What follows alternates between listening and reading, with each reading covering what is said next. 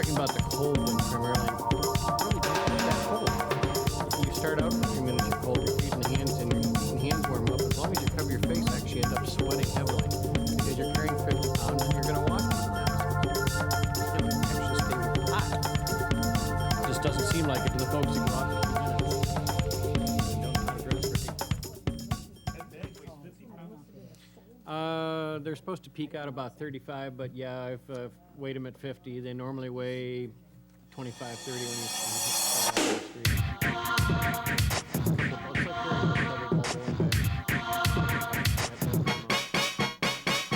That's why they're now doing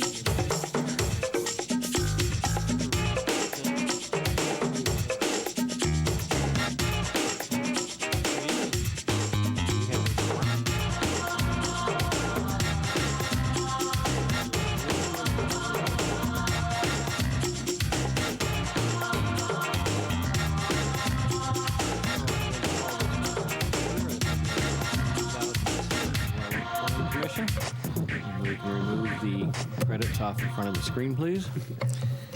And thank you very much. I'll call this to order. And my name is Tom Halleck. I'm the chair of the Plan Commission, and I would like our members to introduce themselves to the left, especially with the new member. Great. Elizabeth Hollow. Charlene Douglas. Pat Capello. Jim Allison. Ed Anderson. Clyde Esbury. Will White. We have a fairly short agenda for the public portion this evening. And the public comment itself, we reserve public comment at the front for the items not related to agenda items. Those agenda items, if you have public comment, we will entertain comment at that point. Our public comment is 3 minutes, and we would like you to say your name and address for the record, please. And at this point, I'm going to move on to public comment. Is there anybody who wishes to address any item that is not on this evening's agenda? There being none, I will close the public comment and move on to approval of minutes. Do I hear a motion for the December 12, 2006 meeting? So moved. Moved by Mr. Anderson, Support. support by Ms. Douglas. Any corrections, additions, changes? There being none, all those in favor say aye. Aye. Any abstentions? Yes. I'll abstain. Okay, thank you, for reasons of not having been on the board at that time. I am looking for a motion for our January 9th, 2007 meeting. So moved. So moved by Commissioner Capello. Supported. Supported by Mayor Ellison. Any additions, corrections, deletions? There being none, all in favor of the motion, say aye. Aye. All those abstaining? I'll abstain. Ms. Hollow for the same reason. And we'll move on to item number 4, which would be election of officers. And that would be chair and vice chair. Any Do you want to do motions? it again? I'm willing if people wish me I to. nominate Mr. Halleck for chairman. I support. Nominated by Mayor Ellison, supported by Commissioner Capello. All those in favor? See if there's any other nominations. I'm sorry, pardon me. I move we close the nominations. Thank you. Move to close. Support it. Supported. Thank you. That would help, yes. All those in favor of the motion, please say aye. Aye. Aye. All those opposed? Thank you very much. I appreciate that. And we would look for a motion for the vice chair. I nominate Clyde Esbury. Support. Mr. Asbury nominated by Mayor Ellison, supported by Commissioner Capello. Any other nominations? Move to close the nominations. Support. Support moved and supported. All in favor, say aye. Aye. Those opposed? We are unanimous on that. And we'll move on to public hearing. Congratulations, Mr. Esbury. You have yet another title to add on to your resume. That's what I needed. Okay. Just for the public's knowledge, we will not be able to show the presentation for the Beaumont Hospital on the screen. Regrettably, the computer is not working, so any visuals will have to be picked up by the camera crew. And we move on to our only item of public business this evening, which is a public hearing. It's a special land use and site plan 070203, a site plan to permit construction of a second-story addition to an existing medical office, William Beaumont Hospital Complex at 3601 West 13 Mile Road. Sterling. Thank you.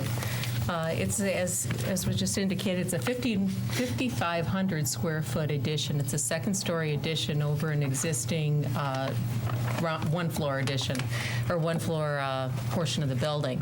You actually saw this several months ago when they did a basement addition. This is the same portion of the building, and they actually cut back on the project at that time, just did the basement addition to this neuroscience center, and now they're proposing to go ahead and do the second-story addition to the building. The building is actually located in your report. You'll have a site area. It's located adjacent to the Rose Cancer Center and the Renal Center, Vascular Center, and just to the east of the south parking deck. The proposal as part of the Beaumont complex, in looking at all of the land uses within Beaumont, medical office and hospitals, and hospital rooms, they do have sufficient parking to support this addition. There are no variances being requested, and the Plan Commission, as part of the special land use, is not required to do any special determinations. Thank you. Would the petitioner come forward? I'm going to let you state your name because I don't wish to butcher it. Absolutely. My name is Jerry Kozlowski. I'm the project manager of Beaumont Hospital. My name is Jeff Falzon. I'm the project architect with SSOE. Thank you. Do you have anything you would like to present as particular at this time to us as far as information? Marty summed it up pretty well. It's a 5,500 square foot addition with some inside renovations to the existing building there. It's going to be expansion of the breast care center that's currently on the second floor. We're going to add an MRI to that suite so to help with the services that the hospital provides. And that pretty much sums it up, unless you have any questions, or we'd be happy to answer. I'm not going to have you sit down necessarily. I'm going to ask if there is anybody in the public who wishes to address this particular issue. There being none, then I will bring it back to this side of the table.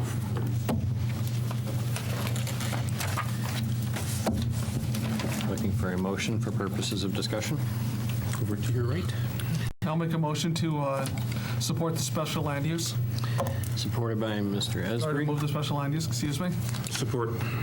Supported by Mr. Anderson. Any discussion of that motion on the special land use? There being none, I'll call for the vote. All those in favor say aye. Aye.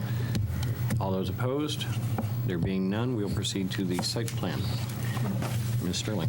Site plan, basically your standard contingencies. The only discretionary items would be things like landscaping, foundation landscaping, and those types of requirements. In general, what we're looking at is the lighting, recycling containers being located within enclosures, master signage plan, and with the Beaumont complex, you basically have you already have a lot of those systems in place, so there really isn't a need for this specific addition to do anything additionally. Thank you. Do you wish to offer any comments on the site plan? Yeah, we'll basically be putting the site plan back the way it was after we get done with construction, and not be changing too much to the grounds or the second story additions. The same as we've gone through the public comment, I'll ask again, is there public comment on the site plan? There being none, I will return it to this side of the table for a motion. Mr. Chairman, I move the site plan as submitted with the contingencies as listed. Moved by Mayor Ellison, supported by Commissioner Capello. Any discussion? There being none, all those in favor say aye. Aye. Those opposed, say nay. Congratulations, you have, as usual, a plan. Thank you very much. Appreciate it. Thank you. When do you wish to address this? I'm assuming that's what they're sitting on here for. I don't know. Is that for this evening? Yeah, it's actually architectural compatibility. Oh, that one was the So we can just do the master plan for Detroit, and I think that's it. Okay. The Detroit Master Plan Amendment. On the side of the table, any comments, objections, anything we would wish to enter other than passing a motion of affirmation?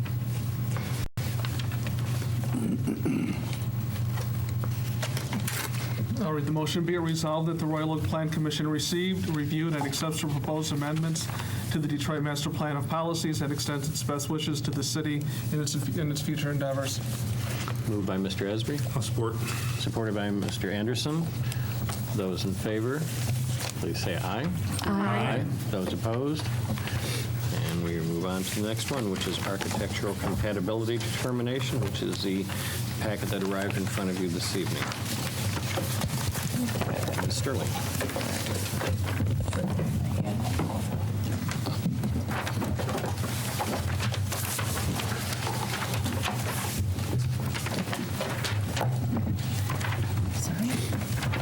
Architectural compatibility, I've cited a section on the memorandum that basically states that the compatibility of design and appearance shall be determined in the first instance by the building official, and the building official may also refer any determination of compatibility to the Plan Commission, and that's why you're seeing this in front of you tonight.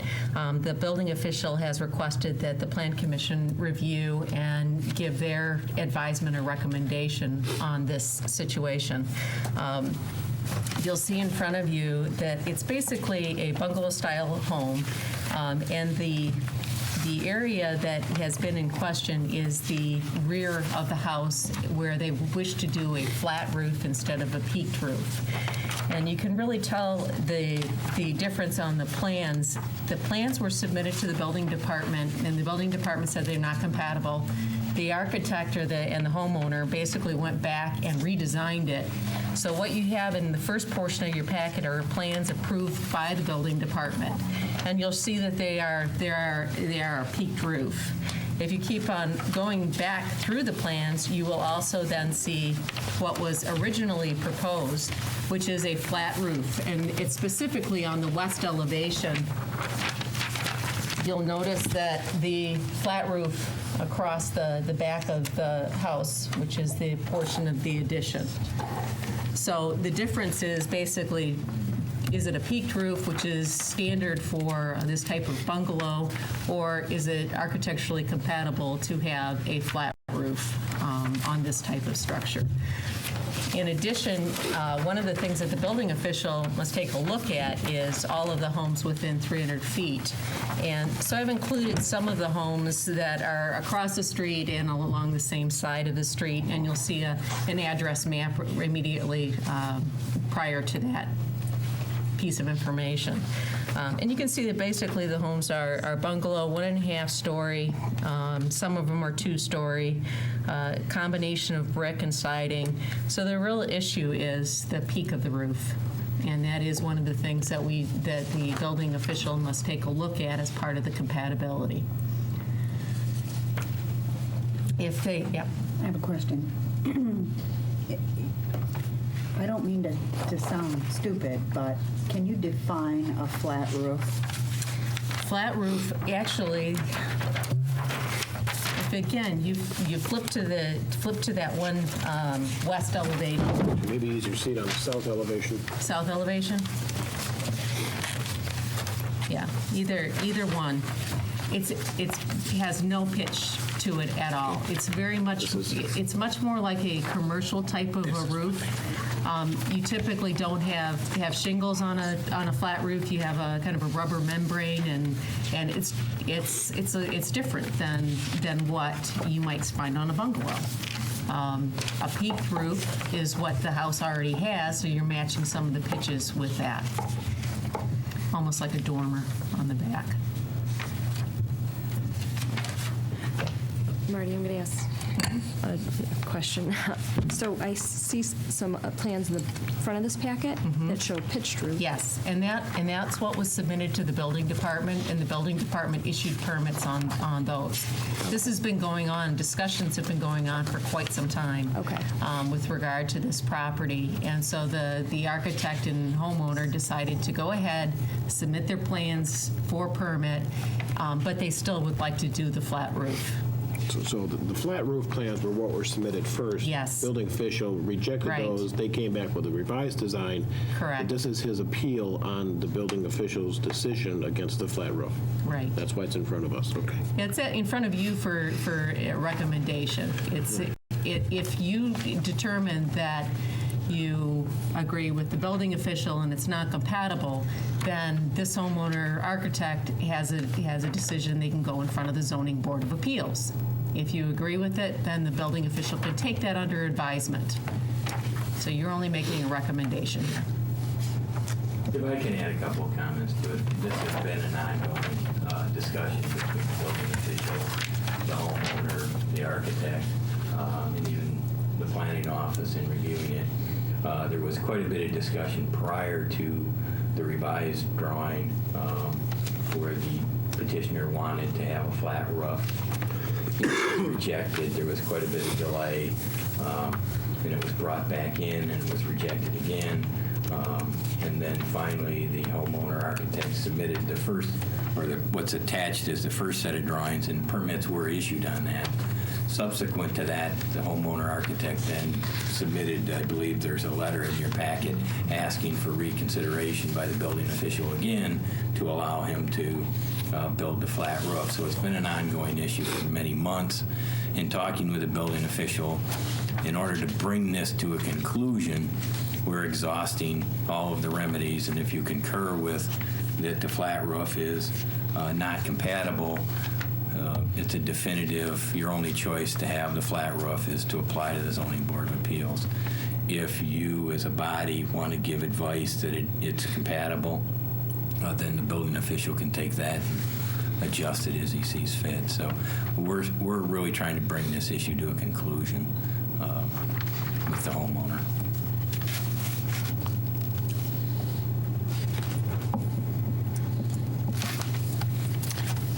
Mr. Anderson? Has anybody asked the various neighbors who live around this, across the street, side by side, if they have any feelings one way or the other? Well, I think that would be something that if the homeowner wanted to go to the Zoning Board of Appeals, then we would notice everybody within 300 feet. So you really don't know how these people feel about it. Do they even know about it? Know what's Don't happening? know. And does this home back up to 4th Street then? This home backs up to the condominium project that's currently under construction.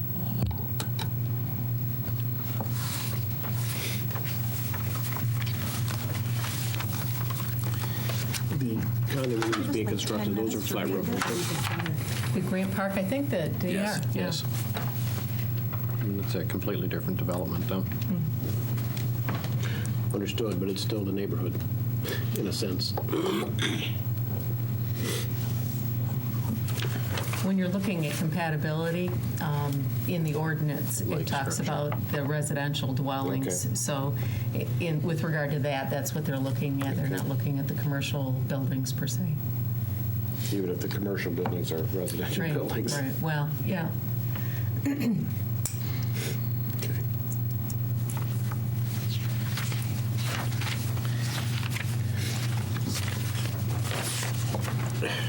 I note I haven't here, had a chance to read the letter through. I'm just going to try to read it through. I note here we have the rare stucco exterior. I shared that, and I have one myself. And yes, there aren't all that many of them.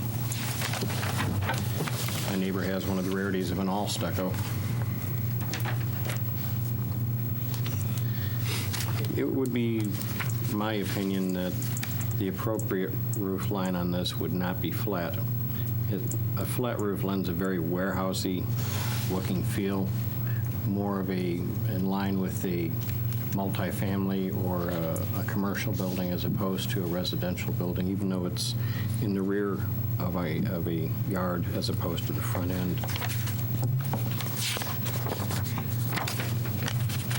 Can I ask Mr. Becker a question? Please.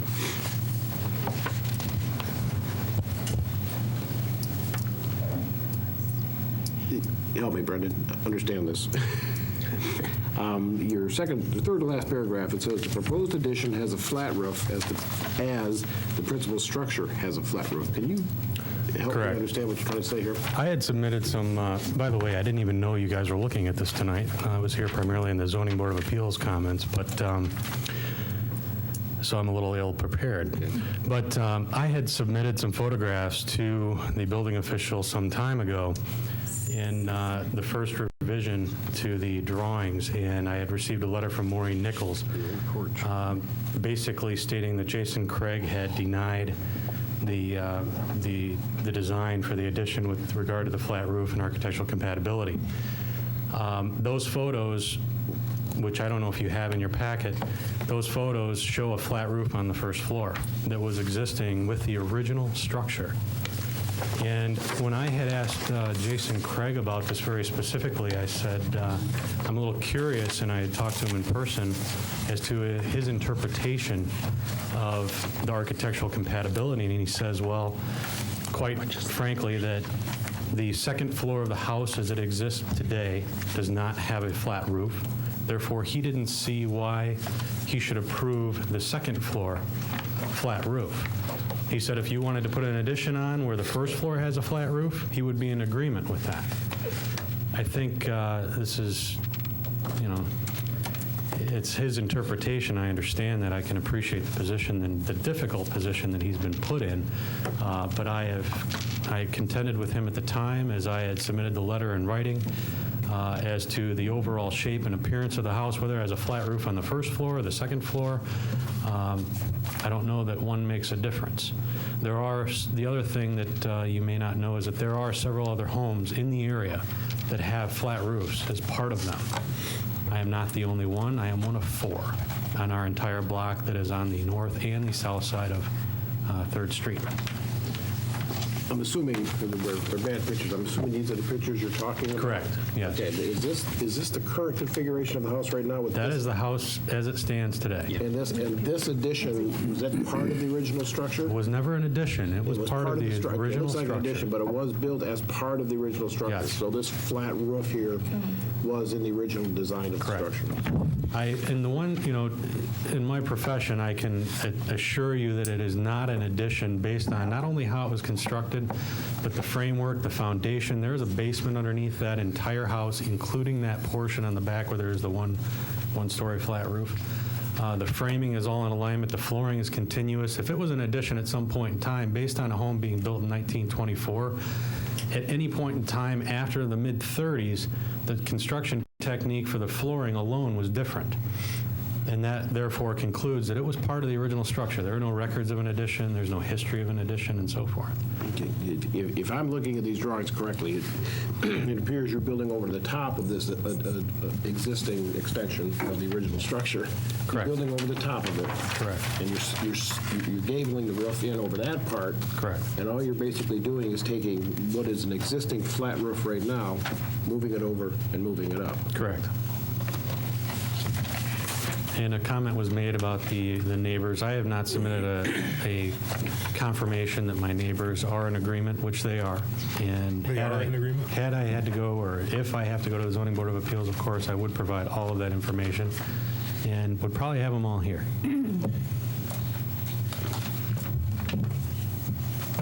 Any other questions? I don't have a question. I'm sorry, I'm still not clear on what we're looking at here. The back extension on the roof. Okay, I got a photograph of the building the home as it exists today, with a thing jutting out from the south, on the south side of the house. Correct. And then I'm looking at the south elevation drawings, and what is new? Okay, this is where it's getting confusing, because the first set of drawings, we've got 2 complete sets of drawings. The first set of drawings are the ones with the gabled roof, which is what he submitted to satisfy the needs of the building. Which is what we're looking at here in the south elevation? That's the approved, yes. What he wants to do, what he's asking us to look at is the back set of plans, which are behind his letter. And if you look at the south elevation, Okay. okay, All right. this is his preferred design, which is what the building official rejected. So he's appealing to us to go with this design. So the bumped out portion of what is now the current house is on, as we look at the south elevation, is on the right It's on the right, with its flat roof, and it's going to be on the left. and then there's a whole new two-story. He's capturing the space overhead, and he's building a two-story addition, moving that flat roof from the right side of the back of the house to the left side of the back of the house. Thank you. Okay. I just want to clarify one thing that was the mayor indicated. The petitioner is not appealing this to you. The building official is asking for your opinion, just to make that distinction. So we're offering an opinion and not a... Right. The building official is asking for your input on this. We're to either make a decision. confirming his decision, in which case the applicant would be going to the zoning board of appeals, or we're overruling the zoning building official, in which case Are you looking for a consensus he's not, from us? he's done. Yes. Okay. Excuse me. So we're not in this sense, we don't need a motion on this, or do we? Well, I would prefer a You would motion. prefer a motion, yes. Then it would be clear Okay, part of well, the record. let me try to talk it out a little bit, and I have a better understanding of what we're trying to do here. In looking at the original layout of the house right now, what includes that, what I'm going to call an extension with a flat roof, we're not, with the design he originally submitted, I'm not seeing a major change in the configuration of the roofs. We're exchanging flat roof for flat roof. And in many ways, again, looking at it, I know my original thought was the gable roof looked better. But in looking at the way the original house is now, he's replicating the design he's got right now, just reconfiguring it. And I am not uncomfortable with going with that flat roof in this circumstance. Because I think, again, he is trying to keep the integrity of the design intact and still modernize the house. It would have been far too easy just to put a gable roof on there in the first place.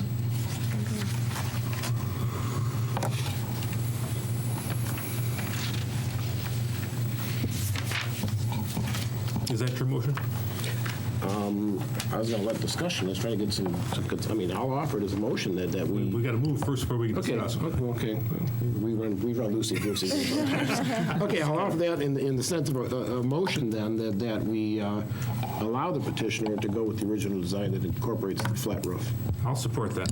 Supported by Mr. Anderson. Discussion. Mr. Esbree. I do have a question for you, Mr. Twing. Jim's comments were very specific in terms of this particular instance and dealing with Mr. Becker's property here. I mean, are you really looking for more guidance in terms of when somebody approaches you with a similar instance of a flat roof, taking it from a one-story to a second-story flat roof? In general, are you looking for us to say, we really don't have an issue with it if it's compatible with what's been there in the past? Or are you looking for something that's much more specific, which is what Mayor Ellison has offered? No, I'm looking for something that's site-specific. We will continue to make individual determinations based on the designs as they come forward. I'm not looking for guidance on a flat roof. I'm looking at this one in particular. So in no way is this precedent setting for anybody? No. This is just a one-time case. Looking at this particular case. Mr. Chairman. I want to say, Mr. Becker makes a very good point about additions to historic buildings not trying to replicate or look like the original building. He's correct when he says this is often overlooked when putting additions onto buildings. I think about the Kresge Foundation headquarters up in Troy on 16 Mile, which started out as a stone farmhouse and now has a very modern addition on the back of it, which is still aesthetically very compatible with the original stone farmhouse. So, I mean, I would just say as a group, we should always bear that in mind, that the idea is not to make that addition blend in, but to make sure people know in a way that it doesn't blend in.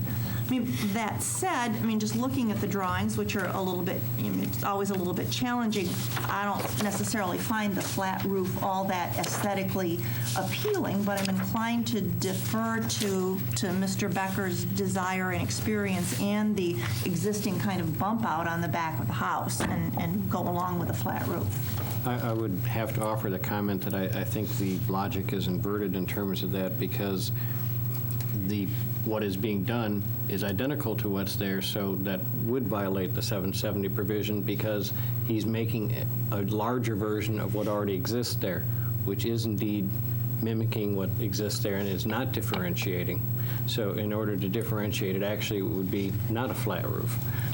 And I'm not arguing one way or another whether that has to be the case, but actually, based on what is there, he's imitating exactly what is there on a larger scale, which is contrary to 770. But I don't think looking at that, I don't think people would look at that and. I'm sorry, not to 770, I should say to the architectural, historical. And I don't mean to interrupt on it either. It's just that I want to make a distinction between the zoning ordinance and historic preservation. Absolutely, I understand that. The zoning ordinance is not reviewing this with based on historic preservation. It's simply looking at it from a standpoint of bulk, design, pitch, configuration. Compatibility Is with it surroundings. compatible with the surroundings? It has no bearing whatsoever on historic Because preservation. it's not a designated historic building, I designation. understand that. But I still don't think that anyone would look at this addition and think that it was original. I have a question for Mr. Becker. When you say there's 4 other occupancies that have flat roofs, are those 2-story flat roofs? There's one that is 2-story. Is it connected eave, or is it, this projects above your ridge line? Correct. So when I see this from my perspective, there's a purpose for the flat roof on the single story, and that's not to block the egress on the 2nd-story windows. Correct. Now, you've gone above, if you look at your, obviously you're probably intimately familiar with your drawings, but your flat roof projects above your saddle on the back side of on the house side of the roof line. Correct. So the purpose of the flat roof on the 1st story, to not block egress, I'm giving you my perspective. Sure. Now you've gone above all windows, and we talk about compatibility. To me, the purpose for the 1st floor flat roof is not to block the egress. Now we've gone above the 2nd roof line, really. Well, at least close to even with your top peak. It's not really, in my mind, the same thing. So if we say that there's 4 other flat roofs, I'd like to know if they're 2nd-story flat roofs or 1st-story flat roofs, or, this is kind of a unique situation for a flat roof, in that you're not picking up water off of another roof line. Right.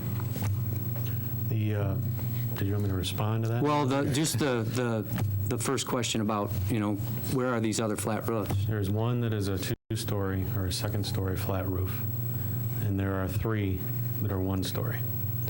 The most easily viewed is on the corner of 3rd and Kaiser, where it's a corner lot and the rear of the house is completely exposed. And the 2nd floor, one of the bedrooms actually walks out onto the 2nd floor, much like this one does. You mentioned egress, and egress is a term that, if you're not familiar with it, is a means to exit a building. In 1924, when this house was built, that wasn't necessary. It wasn't in any way necessary. We believe that this house at one time had a railing around that flat roof. Can't prove it. Have no history, no documentation of it whatsoever. And for the longest time, as far as there's a neighbor that's 2 neighbors down, that has lived there for almost 50 years, and she has never seen a railing. It's pretty much been the way it's been, or the way it is today, and without change. With regard to the drainage issue, and the other thing I want to just point out in regard to the look and the gable, and why I decided not specifically to go with the gable, because I did consider it. There's another house that's built directly next door to us that is almost a mirror image of ours. Very close. Very much the same in appearance. Some of the details are very different. Their porch is fully enclosed. Ours is not. They have a 2-story addition to the back of their house, and it was an addition. And that house does have a gable roof on it. And one thing I was very cautious in considering this was not to confuse the 2 homes built in a very similar time period and try to make this house look as if it was built at the same time and had the same characteristics, possibly even the same builder, which they weren't. And trying to carefully consider the materials and the difference in materials. You haven't seen my garage that I built last year. The materials actually match my garage, which is a new structure. So playing on the old and the new and the difference between the 2. and hence the delineation of the flat roof, as well as the walls and the way the walls do not just continue on one continuous plane, they actually bump out to show that definition of old versus new. So a little more than you were asking for, but I No, think actually, it may that have helps. responded to a few things. Does anybody have anything additional? Commissioner Capello?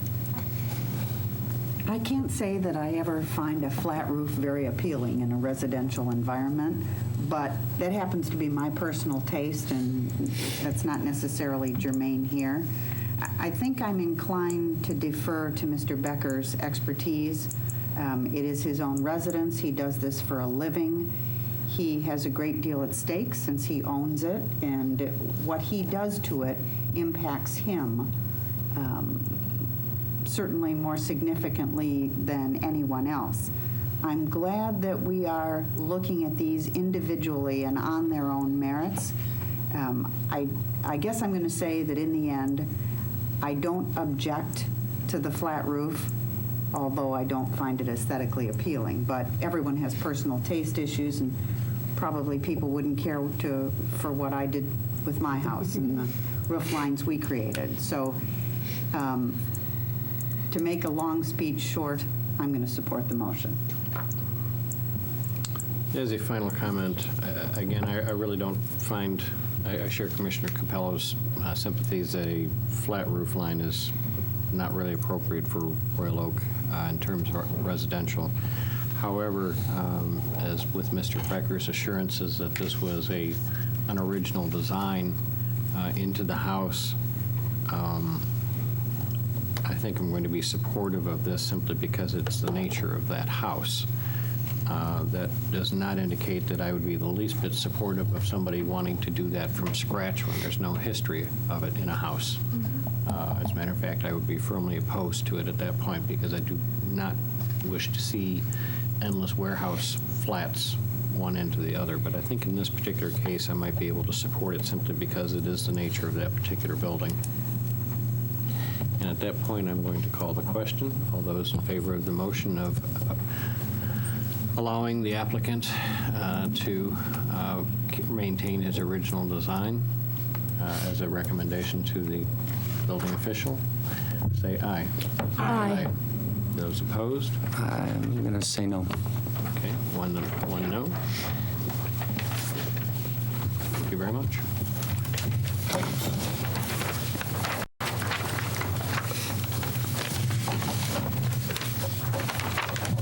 You're all set? He's here for the other. He's here for Are you here for the other one, too? Okay. We caught him by surprise on this one. Okay, and our next one is a zoning ordinance review, Articles 4, 5, and 6. Mr. Twing and Ms. Sterling. Well, I think what we ask everyone to do is read Articles 4, 5, 6. We probably won't get through all of that this evening. I'm going to have Marty kind of walk through, starting with 4. If we get all the way through 4, the second part of that I'd like to have some discussion on is the neighborhood compatibility standards and the various options, i.e. the issue that we just got through discussing. So Marty put most of this together, so I'm going to let her run through it,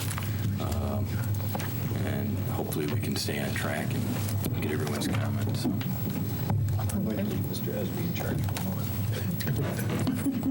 Well, thank you, Mr. Haller, for punting it to me completely unprepared. I guess at this point, the best thing to do is just defer to Ms. Sterling and let her sort of walk us through this. Okay.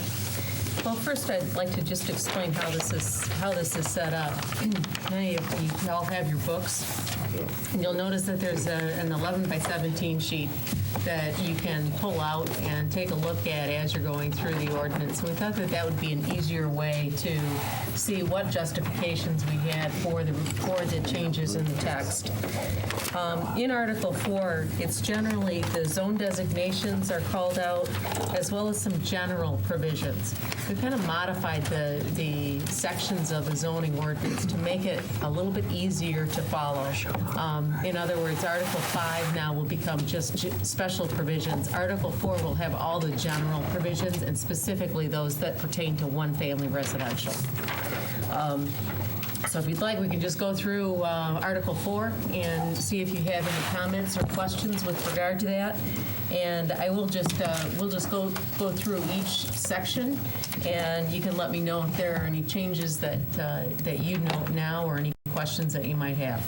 77019 is just the zone designations, and those are just the uses that are identified later in this chapter.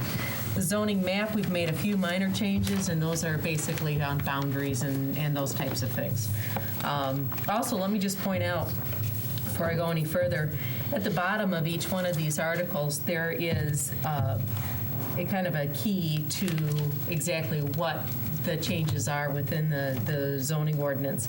Those items that are italicized and underlined are text additions that are no changes to the intent of the zoning ordinance. Those that are crossed out obviously are proposed to be deleted, and those that are highlighted are those additions that do change somewhat the intent of the text of the ordinance, the intent of it. The 77021 is application of zoning regulations, and again, those are just clarifications to that language. We've tried to better define what an area is when you're looking at applying the area width and frontage regulations for looking at lot sizes. So we've tried to better identify that to help homeowners in understanding exactly what an area means. We've also taken a look at corner lots a little bit more closely and identified those and tried to explain those a little bit more, basically how we're applying the zoning ordinance.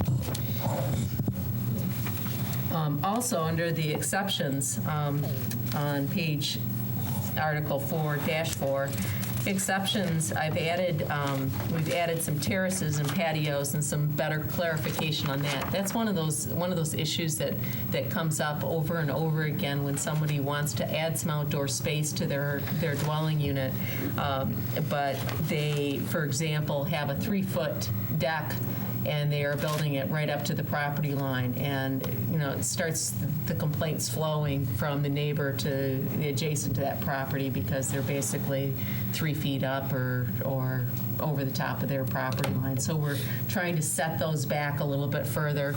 If you have a ground patio that's at grade, then you can build up to the property line. Let me jump right in there, Marty. Just to reinforce the concept here, some of what's being added is how the planning department has been interpreting and enforcing the ordinance. So that was one of the items that, in terms of the height of a deck or a structure, at the point I believe it reached 30 or 36 inches, we've been just interpreting that's what the intent of the ordinance was. So we're adding some language to give or reinforce what we've been doing. And that's fairly common through what's being added in lots of areas here. Under the chimneys, this is one of the issues that was raised by the Plan Commission. Cantilever bays and similar projections containing floor areas should meet the minimum setbacks for buildings. So we're not requiring that those areas that don't have living space meet that setback. They can encroach in 24 inches. But those areas that do have living space, we're asking that those be set back to the standard, which is 5 feet, and we'll discuss some changes later in the one-family residential setbacks. Under 77022, it's accessory buildings. And this also, the highlighted changes were issues that the Plan Commission had suggested. Accessory buildings should only be located within the side or rear yards. Accessory buildings not located entirely within the rear yard shall comply with all setbacks required for the principal building, which in general would be 5 feet on the side yards and 25 in the front. Accessory buildings may extend beyond the first floor of the front building line by no more than 7 feet, provided it does not encroach into the required front yard setback. So we're allowing the garage to go in front of the first floor of the home, but only by 7 feet, which would allow for a porch or something along those lines or courtyard in the front of the home. So not as strict on one plane having the garage in the front of the house, but it being able to change that plane of the garage and the first floor of the house. So 7 feet seemed to be a good number, and it is the number for the porch too, and the extension of the porch. Before we leave that section, I see that the number is changing for accessory buildings from 1 to 2. Correct. And I know that there are many locations in the city where there exists a garage and a shed. Right. Or people would like to place a shed where they have a garage. But within the last few years, we've had at least one request for a second garage. Will that be allowable under the new ordinance? It would be considered an accessory building. You'll still have the 10% maximum lot coverage for an accessory buildings, plural. You would also have 800 square foot maximum for, a garage as accessory buildings. The issue So- that you're raising is Yeah. technically even the shed is considered the accessory building, so you wouldn't be allowed to have 3. The problem that you run into is that there's no building permit required for something under 100 square feet. So if someone just throws up a shed that's under that number, it's difficult to track it. It's more of an enforcement issue later on. But to answer your question, that's an accessory building as well as the garage. If you have those, no, you don't get another one. So you could have 2 garages. What would look like a 400 garage? squares, as long as they're 200. totally under 800 square foot. Well, or 10% of the lot.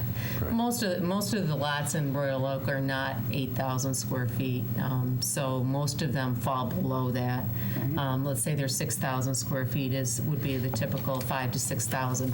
They would only be able to build a 500 square foot accessory building coverage on the lot. In other words, a 400 square foot garage, which would be a standard 20 by 20 garage, and a 100 square foot shed would be what we would typically see. Okay. So I have a question. Go ahead. So in essence, you could end up with 2 garages on a lot. And I think from ZBA experience that was a big concern for the ZBA because people wanted a second garage for storage. And the point was that's not what we want to create in the city. That's what storage units are for.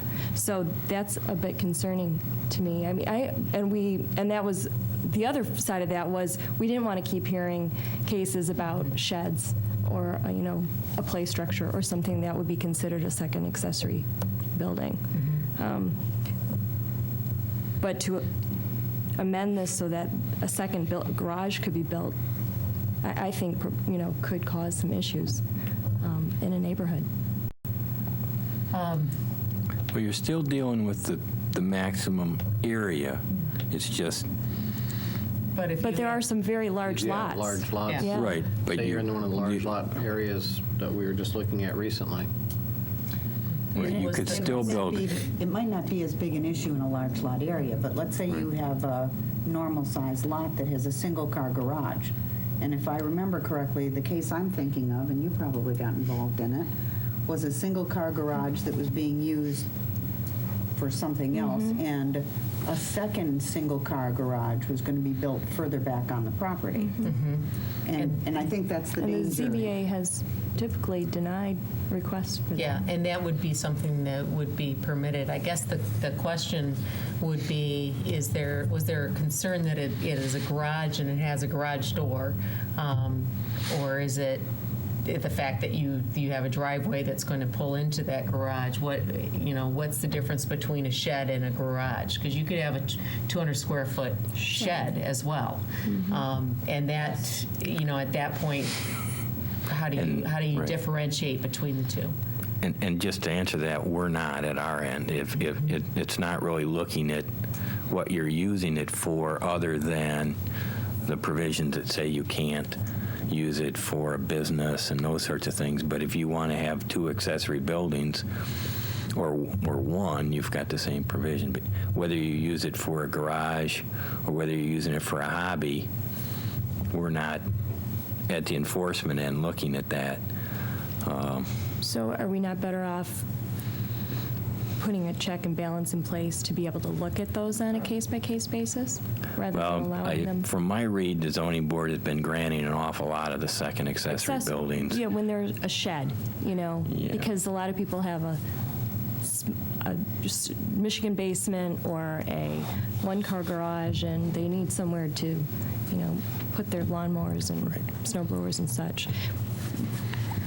Personally, I'm just uncomfortable having that opportunity to have two garages on a lot without taking a look at it and, and viewing it on, like I said, a case-by-case basis. That's just, I think that's something. I'm going to loosen the reins up on this evening because this is not a normal program, so other than not interrupting each other, I'm not going to control the flow here. I'm not really crazy about two garages appearing on properties either. I really don't have a difficulty with a garage and a shed or a big garage and a shed, but I'm really not too crazy about ending up with garage, especially what could occur on some of the larger lots. I can think of some issues in Troy a while back where the person had a very large lot and was granted a garage that was stupendous. And I'm not really too crazy about ending up with two 800-foot garages because somebody has a really large piece of property. I would really like to see it either that it comes in front or, quite frankly, specify you're allowed one garage. If I may, the way we've been addressing it, they're accessory buildings. If what I'm hearing is accessory buildings that are used for vehicle storage, is that what your definition of a garage is? Yeah, basically. Okay. We can go back and look at trying to tweak the language to address that potentially. I'm not going to say we can, I wouldn't say to do so unless there seems to be more of a consensus here, though. Right, but Well, I would agree. I mean, it seems to me maybe creating a definition, what is a garage and what is a shed? And the garage, you may identify by having a retractable door that's operated electronically versus a shed, which perhaps cannot have any electricity. Thereby creating, you can have your one garage, you can have your one shed, but just make sure that you have very clear defined definitions of what a garage is and what a shed is, and just make sure we operate within those parameters. Garage would contain automotive vehicles, motorcycles, and that would be, I would imagine that would have to be part of the definition if you're going to define a garage. I mean, we're going to have a zoning book that's going to be this. Yeah. Don't we have, am I missing, don't we have a limit? Is it 800 square foot maximum? So I mean, 10%, No, it's 10% or 800. 800 So square. if you have a Okay. 12,000-foot lot, okay. welcome to a 1,200-foot garage. No, you could have No, you- 800. it's Still 800. 800. That's max. Still, no Yeah, matter what? No Yep. matter what, yeah. So a four-car garage is about, That's what I thought. It's an Right. 800 square foot maximum or 10%. Then you, the example, you've got a 6,000 square foot lot, you've got 600. 600 square foot. So the most you could have is 800 square foot of Accessory building. So I mean, as was described, that's the maximum is 220 by 20 garages. Right. Okay. So I mean, we're not going to get the massive structure you're talking about they had in Troy because our zoning ordinance won't allow it. right. Oh, I'm not, we've got height limits, and Yeah, so- there's other things that come into play on it. What we're really talking about is being able to put an attached garage on your house and another building somewhere on your site. Those are I would say, the predominant. I mean, is it simple enough to define a garage as the size of the door? I mean, if it's got a vehicle door, is that a garage? And if it doesn't, it doesn't. I mean, Well, there's a lot of them that I would point to that are storing other things in them. They've lawnmowers, tractors, and to have a boat. And I There's a guess- lot of. Yeah. Go ahead. Sorry. I guess the other thing to look at as well is that we don't have anything in the ordinance that says you can't have multiple vehicles parked on a hard surface in your rear yard. So at what point do you want to have those stored inside a building versus stored outside? And, Royal Oak is known for its car collectors, so we do have quite a few individuals that have multiple vehicles. So that's the other thing that's occurring. Could be the lesser of two evils, then. Exactly. I guess from the standpoint of, I didn't mean to raise an obscure objection, because clearly in the last 5 years, I've only seen one. And I guess I want to ask Elizabeth, have you seen, if what you're seeing at the ZBA are garages and sheds as opposed to double garages, then Right. then I think that's what I raised as an obscure objection, and that the possibility of building multiple garages is very low. I know we've had requests. Yeah, I mean, It happens. There are properties in this town that have 2 garages on them, and I know a lot of those properties up in Lexington and Mount Vernon. I mean, I know they have 2 garages, and because the lots are big enough to support it. What I'm also seeing, and I'm assuming I'm going to be correct here, is we're seeing extensions of garages. People are actually building out of their garages, and that square footage becomes part of the calculation of Yeah, 10%. yeah, of the total 10%. So I'm not sure if we're going to have this instance of 2 garages coming up enough to tighten up the zoning ordinance so tight that it's going to really hinder everything else we do. I'm wondering if we're just, not making a mountain out of a molehill. Can you This particular clarify a issue. point for me that I'm unclear on? Sure. I'm used to separated garages in Royal Oak. However, we are trending towards more garages that are part of the house. Are those treated separately? Is that still accessory, or is that simply house? No, that's an accessory. If still you, is, if you even have though an it's part of attached it? garage, that's an accessory building. Even though there may be living space over the Yes. top, that is still treated as accessory? Okay. Yes. Thank you. Oh, I guess what I would offer is that it's not that we see a lot of this where it's 2 garages, but when we have, it's nice to have that opportunity to review it without just carte blanche being able to allow it. But on what basis could you deny it if the zoning ordinance allows it? Well, because of the 2 accessory structures it gave us, that it was considered a second accessory structure, and then we could look at it. But if I may throw in from an enforcement standpoint, I think it would be difficult if you grant someone permission to have an accessory building, we're not looking at it and saying, are you storing cars in it, or are you storing a boat in it? So while I understand what the zoning board is basing its decision on, from an enforcement standpoint, the issue is, can you have 2 accessory buildings on site?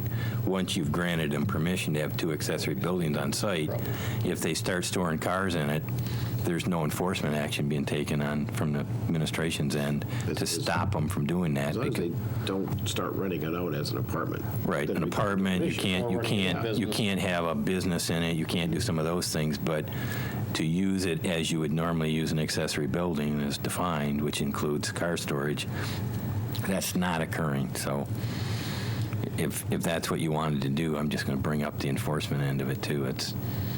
We'd have to look at I don't want to it. put in a position to tell people what they can and cannot store in their accessory building. I don't think that's our purpose. So if I may ask, right now, any tool shed that has aspirations winds up in front of the zoning board? If there's 2 of them. If there's a garage and you have a tool shed, you're in violation of the zoning ordinance. Or if they have a tool shed and they want another one. Okay. So. And that's what Without a garage, we've wanted to avoid having to hear, first of all, people have to pay a lot of money to come Yeah. before the ZBA. Right. Indeed. So you don't want to come Shed. before you, for a shed. But it is truly, they have been sheds. And in cases where we've had an actual garage that's been a substantial, footprint on a foundation, we've typically denied those. Yeah, I don't have a problem in looking at this a little bit more, and, we can bring it back the next meeting or something along those lines. Well, I'm not Everybody sure else I is hear concerned. consensus yet on where we're Yeah, going. if everybody is concerned about it. I must admit, I'm really not crazy about getting duplicate garages. I have no objections to people being able to have a shed and a garage, because we now have lots of gas-powered thingies that we didn't used to. We have, lawnmowers and snow throwers and all manner of utensils that, quite frankly, plug up your garage so badly it makes it very difficult to move. But I'm not really sure if I want to start enabling carte blanche a second garage. What issues do we create if we just lower the maximum from 800 to 600? Most garages go out Yeah, to what, 400. I can't recall what the size of a typical shed is, but they're not that, you get a Home Depot kit, right? And it's a 10 by small 10. shed. Yeah, 100 square, 8 by 10. 10 by that's 12. 100, yeah, I mean, That kind of helps relieve the issue of being able to store a bunch of cars or, Well, what's the size of a typical garage then?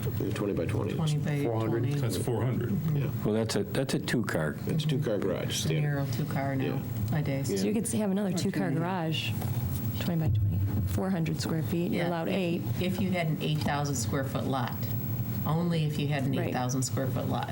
But you could put another one-car garage on your property You could. feasibly. But that is about the size of I think that would typically be the size of a small shed.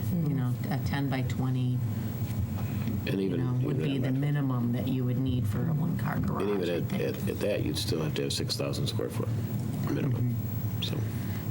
I don't know, but I think I would, I'm sorry, I would still rather see, even if we're talking about a rather large lot, where we're talking up to 800 square feet, if somebody had a 600 square foot garage, they feasibly could store 2 or 3 cars and a slew of other items, and a 100 square foot shed, that still, to me, creates better balance on a property than 2 400 square foot garages, which is just a look that I personally just don't think is the direction we want to go in. If it was one larger accessory structure and a smaller one, that's something that I think is compatible. 2 larger 400 square foot accessory structures, I don't feel is compatible. I concur.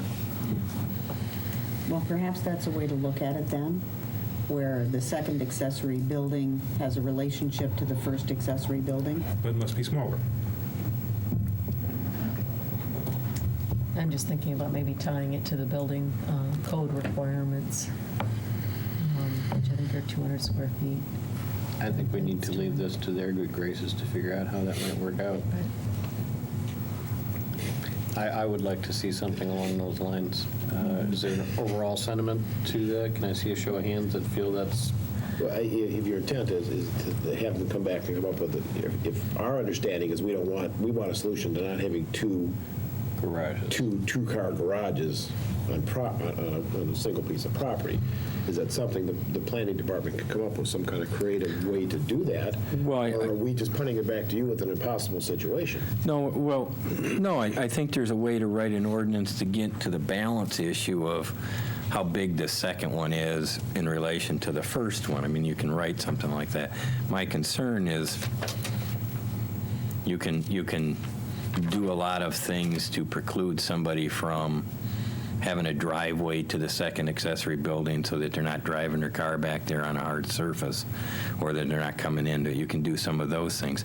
That's not going to necessarily, if it's big enough, keep somebody from putting an overhead door on it, sticking their car in there anyways. And then you're into an enforcement mode at the end of the day, even if we do a 180 square foot garage, a 10 by 18, you can put a vehicle in there. If the issue is the size of the second accessory building, I would rather stay away from the fact that it's being used for vehicles and simply deal with it that you can have 2 as long as the first one is X and the second one is No more than X. some, No more Some than smaller Y. percentage of X. Yeah. right. I think that would probably be an appropriate way to go. I think we can get away Size with that it. includes a car. Yeah. I think, Again, I'm not sure if I want to preclude. I don't want to- I think we yeah. want to stay away from defining what they can put in there. Put in there. If our objection is two-car garages on a piece of property, that's what we need to deal with. If our objection is we don't like people storing cars in all these garages, I think that's going out of our purview. It's a different issue. It's not a planning issue. So, well, particularly when you could store your car in the yard in the back with nothing around it. exactly, as long as it's, registered and you can do whatever you want. I mean, in many cases, this is an asset to that particular problem. So, Let me think about that. If that's okay, we'll go that route with it. Is that all right? yeah, so we're okay with 1 4-car garage, we just don't want 2 2-car garages? I guess I kind of don't see the difference. Number of buildings. I guess. Yeah, it boils down to a garage in the back of the yard. Yeah. It's a different structure. You've got 2 structures on one property. Now that's where it becomes aesthetically a problem. Most people will add on to an existing garage, either on the back or on the side. I agree. For whatever secondary accessory use they may have. But apparently there are going to be some cases, It's as not- astounding as that may seem. It's not frequent. Well, there are cases where you put an overhead door in the front, and there's an overhead door in the back of the garage, and they can go right on through, and then there's another building back in the back. That there are those cases in town. You've got a carport, technically, as an accessory building that you park your car under, and you have a garage in the back. So there are a whole myriad of accessory buildings is the term that we're using. So let me look at it. I think I understand. We'll try and the reason we did this was, again, we're just looking at the number of cases that were coming through and the number that were being granted. Just seemed like if the ordinance provision was not correct, so we're taking a stab at changing You're it. talking about people just wanting to build a 100-square-foot shed. They were in violation of the zone, and that's what's driving this change. Yes. Right. But as Elizabeth's pointing out, this change now creates other problems. And I So don't can we think- address? I don't think anybody here has any objections to, that I can see, to allowing a 100, 120-foot shed to get the lawnmowers and snow throwers and everything else out of your their garage. leaf blowers and whatnot. I don't see anybody has any issues with that. It's just when we start turning it into a second large garage, I think that's where we're running into the Right, and difficulty. that's the way we may address it. Okay. And Tim, not to, throw another, but I seem to recall there was a case where there was a pool house. And so that would fall under a second accessory structure. Correct. There's So- pool houses, there's hobby rooms, there's the gentleman that has the train. hot tub room. There's all kinds of things that technically there are some playhouses that we've had to treat on occasions as an accessory building. So You've also got granny houses, too, I noticed later on. Yeah, those have been in there. Those have existed for, Yeah, but those are those aren't- probably about the same size as an accessory so- structure, too. All right, so- I think I got an idea. Okay, the other section in here that is a substantive change is the corner lot. This was actually some language that was in the zoning ordinance previously. And what the zoning ordinance now requires is that a corner lot has a setback for the garage of 25 feet. And on some of these corner lots, that's a very difficult proposition to be able to do. So what we did was we went back to the old ordinance that would allow a building that is 25 feet away from the rear property line to build at 10 feet from the street, which is the same as what we would require typically for the house. So that will allow somebody to set back the garage 25 feet and then build it 10 feet to the corner lot line. It worked before, so it's not a reason to change. The minimum dwellings, we didn't really change anything. 77024 is the one-family dwelling unit standard. That, we took out quite a bit of information, moved some of it to other sections, and reserved one section for the architectural compatibility. And we can get to that after we review this Article 4. Home occupations, it's basically the same language. Before you leave one-family Yes. dwelling unit standard, in the very first sentence, it talks about modular housing. Modular housing, I know, used to be a prefab, but I think the housing industry has changed such that things that are of a typical construction that are pre-constructed somewhere else Yes. may also be referred to as modular Modular, right. housing. Is that prohibited then? No, it's not actually prohibited. It just basically means that you have to meet these requirements. You still have to meet those, the minimum dimension requirements, the foundation requirements. So if you have a factory-built home, which is, I think, what they refer to them as, and we've had a few. Prairie Garden area, we've had a couple of homes that have been factory-built. They move them out to the site, they pour the foundation, and they put them up on the site. So they're done within a relatively short period of time on the exterior. Those are permitted as long as they meet the minimum size requirements and setbacks. Okay. Can we back up to a couple of points? Or do you want to go No, through no. on an overview and then come back? No, let's no, go ask as you go. Each section. Ask as you go, because I'd like to finish, Okay. and then when we quit, we When we turn quit. the page, we want to be done with it. On 4.4C, 5C, which is my request, actually. Oh, the chimney? Yeah, the chimneys and cantilevers? extension, et cetera. The only one I wanted to point out here is, just for interest's sake, is the cantilevers, bays, and similar projection containing floor space shall meet the minimum setbacks for the building. I don't really have a difficulty with that whatsoever, but I would point out that 90% of South Royal Oak, all of those contain floor space. All those bays contain floor space. There's an actual bay window without floor space is a real novelty. Those are add-ons only done by wall-side windows or somebody decades later. Sure. All of them have floor space. Now, it's, if you actually, I suppose if you look at it, it is, I mean, it's usually about 18 to 24 inches out, and the spread may be 10 feet wide on a half of a hexagon, essentially. I just wanted to point out that that will not help the No, ZBA no. at all Right. from their point of view, because nobody's going to want to put in a bay window. They're going to be looking to put in the full bay.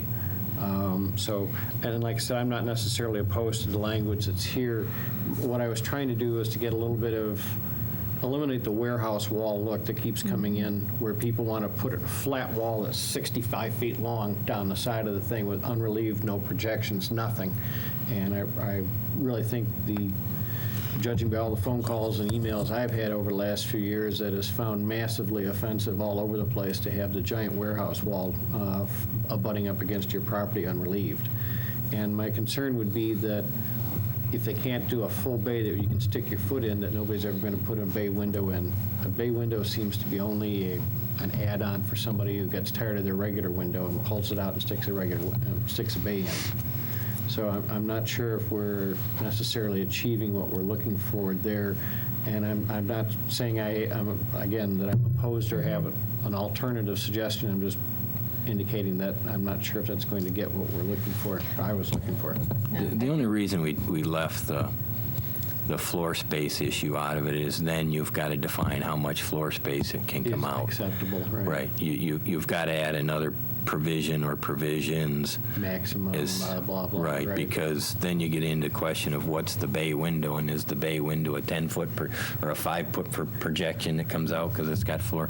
You're not going to do a bay window that doesn't have floor space that comes out that far. It just was, we understood what you were asking about. We just thought we'd have to lengthen this out to cover a lot of other Do issues. you feel that would be best to still have that on a case-by-case to the ZBA then? Yes. Okay, that's fine. Next page over, the garage setback. Accessory building that would be on 7.7's, the number 2, the gray paragraph, last sentences. Accessory buildings may extend beyond the First floor. first floor by no more than 7 feet. Basically, we're having the eyeballed garage discussion at this point. And I would not object to the 7-foot projection, provided it is accompanied by a porch. But without the requirement of an accompanying porch, we're back to having an eyeball garage, 7 feet out, and the most prominent feature of the home becomes the garage. There's one on Washington, they're popping up here and there. And I don't see that this is going to relieve that. Architecturally, we went through this during the master plan and everything else. It was general consensus that Royal Oak is a rear garage type environment, except in certain areas, and that we do not wish to have the Sterling Heights Warren High. The garage is the most important feature of my house appearance, where it's what's forward. And my concern would be that the 7 feet forward, I don't mind it for the relief, provided that they actually put that matching porch so that you don't have just simply the garage out here and they just put a little walkway up here and you're back to having an eyeball sticking out the whole length of a room. And that would be my objection to that, is this allows, as a matter of fact, specifically condones eyeball garages by not having a tied-in requirement that you can stick that far out, but you will have a matching full-length porch to go with it so that it's relieved. Because otherwise, we will go back to, the builders are going to do that, especially on the smaller lots that they're Right. cutting up, and they will put an eyeball on the front of every last one of those things with no guarantees at all, and you could have one after another, eyeball, eyeball, eyeball. I don't think that's where we want to go, so I would really like to tie that 7-foot projection into, you're going to have a front end that matches, otherwise you're flush or back. Personal opinion. And I think it's more compatible with what overall architecture is, and based on the master plan hearings, everything, I think that would be more compatible. And I'm quite willing to discuss that point with anybody. I agree. I agree. Good point. Yep. Yeah, one of the other provisions that's a little bit, a couple of paragraphs in, is that we maintain that 50% requirement, that the garage can't be over 50% of the front face of the house. So, you don't end up with what, one of the examples that was being used in the master plan was kind of the big mouth garages where the whole entire front face of the building or the dwelling unit was a garage, and maybe the second story was the living area and behind. With that scenario, you'd have 50% or less is the garage, and then it could be set out 7 feet. With an accompanying porch, I don't see that would be an issue necessarily. I think if we tie that, then the fact that the garage is out front is invisible. It looks just, we have lots of those. They already exist, and there's quite a few of them. I think if we don't tie that in, though, we have the eyeball. And that really, community-wise, did not really seem to be in the least bit popular. You mentioned a full-length porch. Half-length something? Yeah, so I'm wondering if we tie that into a percentage. If we've got 50% or less is a garage, the remaining another Yeah, let's say it's 30% or something, so that we have some kind of proportionate, Right, yeah, proportionally, yeah. I'm not sure we want to restrict them, tell somebody they've got to the remainder of the front of the house has to be a porch, because 25, it's 50%. whatever a proper percentage is to give us, so I'd still like to see the porch to be a predominant feature. If we've got 50% of garage, I'd like to see at least 25-30% of porch to offset that. Well, when we wrote this, there were several drawings putting it together, I think, to get to your bottlenose requirement. We were beating back and forth. And at 7 feet, it was the same extension as if you put a porch and steps out to the front. The only comment I would make is that the definition of a porch is somewhat open. It could be a cement slab that's raised one step the entire length and not necessarily have a roof on it. Covered. That's a porch. Roofed porch. Okay. So as you get in, and again, we're getting more into defining and pigeonholing design, and if we can do that, it's not an issue. It's just we were trying to address the issue of letting garages project out some distance in front without letting them come out too far, without trying to go even beyond that and dictate what the front of the rest of the house looks like. Well, you can get away certain from porches aren't going to look good on a certain style There is a of way to house. get away from that. Allow 50%, make them step the garage back 2 feet. Then you don't have to worry about a porch. The garage is, step it back a few feet, then that's not an issue. And if they want to come forward with it and they've got a porch, well, you're good. So if you make them step it back, then you don't have that design requirement at all. So if they come out 5 feet, they would need a porch. If they come out 7 feet, they need a porch. If you go back, you need nothing. Go back how much, though? 2 foot. 2 feet? Just something to break the line on the house. I don't know, it occurred to me that would be some alternative where if you put it back a little bit, well, then you wouldn't need, we just eliminated any requirement to do something, because what I'm looking at is I don't want the garage out here like this. So if it's not, then who cares? Then, if you're straight across, we're allowing that anyway, but, if you So to me, it would be if you want to step your porch, if you want to step your garage forward of the house, you need to do something. All I'm saying is it's going to take more of defining what the porch is, I think, to get to your intent than simply saying that it's going to have a porch. You're going to have a roof on it, I assume. You're going to have a certain height to it. Structure, so it's not just a slab, yeah. Right. You're going to, and then not necessarily is the roofed porch going to fit on every particular design. Then they have the choice of going back to flat with the rest of the house, and they require nothing. Or stepping it back, and they still require nothing. You don't ever be asking that if you're stepping it forward. I think I see Tim's point, though, is if we are making a requirement that it's an enclosed porch, we are really limiting an architect's ability to design something different. We're basically Then eliminate the step forward on the garage. But and you're yeah, done. why the 7 feet at all? Why allow? It's comparable to the porch, but that's where I'm going to tie in my argument. Well, then you're saying you have to have a porch because you're making it comparable to the porch. Well, I was trying to get it at a distance that wasn't large enough to allow you to come in with a door and enter it from the side, with allowing you to still have some movement in the front. And yes, 7 feet ties into the porch, and it would fit with a comparable porch coming across. But really, I think the distance, we were simply saying we didn't want a driveway to come in and turn into it or run into those sorts of issues as well. It's wide enough that you could have a man door coming out of the front and some things like that. That's how we came up with 7 feet. If that's too far, 5 feet, whatever. My only comment was if we start requiring a porch, you're going to have some other requirements in it to define what that porch looks like, because right now a porch is basically anything that's raised up off of the grade. On grade's a patio. So that's all. If you want to go that way, we will. It's just going to require a roof. It's going to require supports. It's going to... It can be complicated.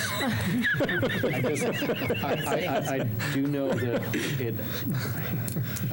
the ones that have popped up around town are highly disliked. Highly disliked. Especially the one on Washington north of Catalpa. That poor house gets beat up. I can't believe how many emails and phone calls I have gotten over that one of don't let one of those in my neighborhood. It's huge. What are we allowing now? I mean, what does the current ordinance allow as far as projection on the garage? Well, it's really where the front yard setback hits. It's not a question of where the garage starts. It's you can't have your main principal building at the setback. The big thing that we've got in there right now is that the garage can't be more, the accessory building can't be more than half of the total frontage. So some of the older homes that were built prior to that provision, you might have had 75% of the bottlenose garage, and you got a little walkway down the side to a door. That can't happen anymore. It can't happen with this ordinance. It can't happen with what's in place. Oh, okay. Yeah. Because right now you can't. If you want a 20-foot garage, 2-car, you've got to have 20 foot of house. We've already eliminated the problem of the deep projection garage. Where you don't see any of the house. Okay. That's gone. And we've just defined how much of the frontage of it is. Right. What we haven't addressed is how far out you're going to stick it in front of the rest of the house. Shrunk the eyeball, but we haven't. Right. We have a smaller eye, but it's still an eye out there. And I'm not crazy about that. So the reason for even considering allowing the 7 feet is for those homes that wanted to put a porch across? That's it, for several reasons. I mean, Tim identified a couple of them so that you could have a porch that goes across, that is this porch size, but also so that you were limited, so you couldn't have a driveway that You have to came have in. a straight and- drive-in out here. Yeah, you have a straight drive Can't that come in goes and do into it the right. garage. You couldn't go in and curve in front of the garage. Well, and beyond that, it was just putting a maximum on what you could do in terms of the garage in front of the house. Mr. Halleck's correct. Right now, you could set your house back 30 feet and build your garage out to the front yard setback, which might be 25 feet, or let me use a better example. You could set your house back 40 feet shove your garage out to the 25-foot requirement, so it's 15 feet out in front of the house. As long as it's not 50% Right. of the, gotcha. So that's where what we this were is actually doing was limiting writing a that. maximum in front of the principal building. But still allowing for that to occur so that you could have some different design elements that went in, and not just one plane saying everything has to be set back past the house. I mean, a colonial is going to have a different front entrance than I don't know, the right style on it, but some of the brick houses with the arched porch is going to be flat. Right. So, And, you know, the whole front house garage, that's or front house porch is a very bungalow type thing. It's not appropriate for quite a lot of other styles of architecture at all. You just don't want things sticking out front, way out front. well, what if I we might bring be you some amenable to- examples of how far 7 feet is?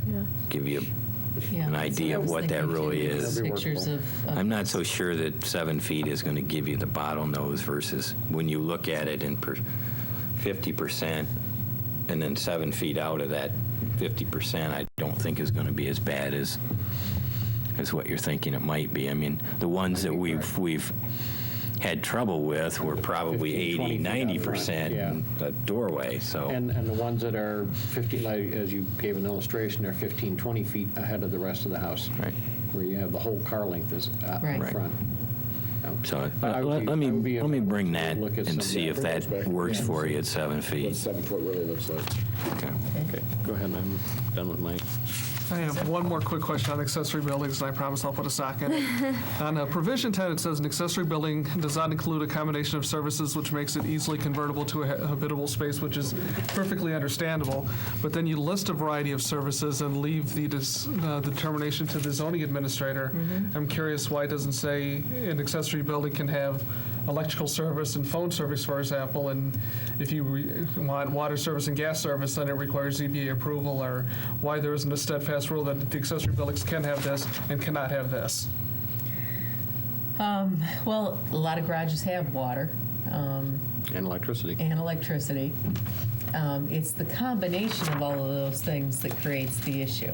And so, although we wouldn't necessarily have a problem with someone having heat or a heated garage, we might have a problem with them having a heated garage and water and cable. So it's the combination of those things that has been the issue that we've had to deal with. The key's the first sentence, that's the key.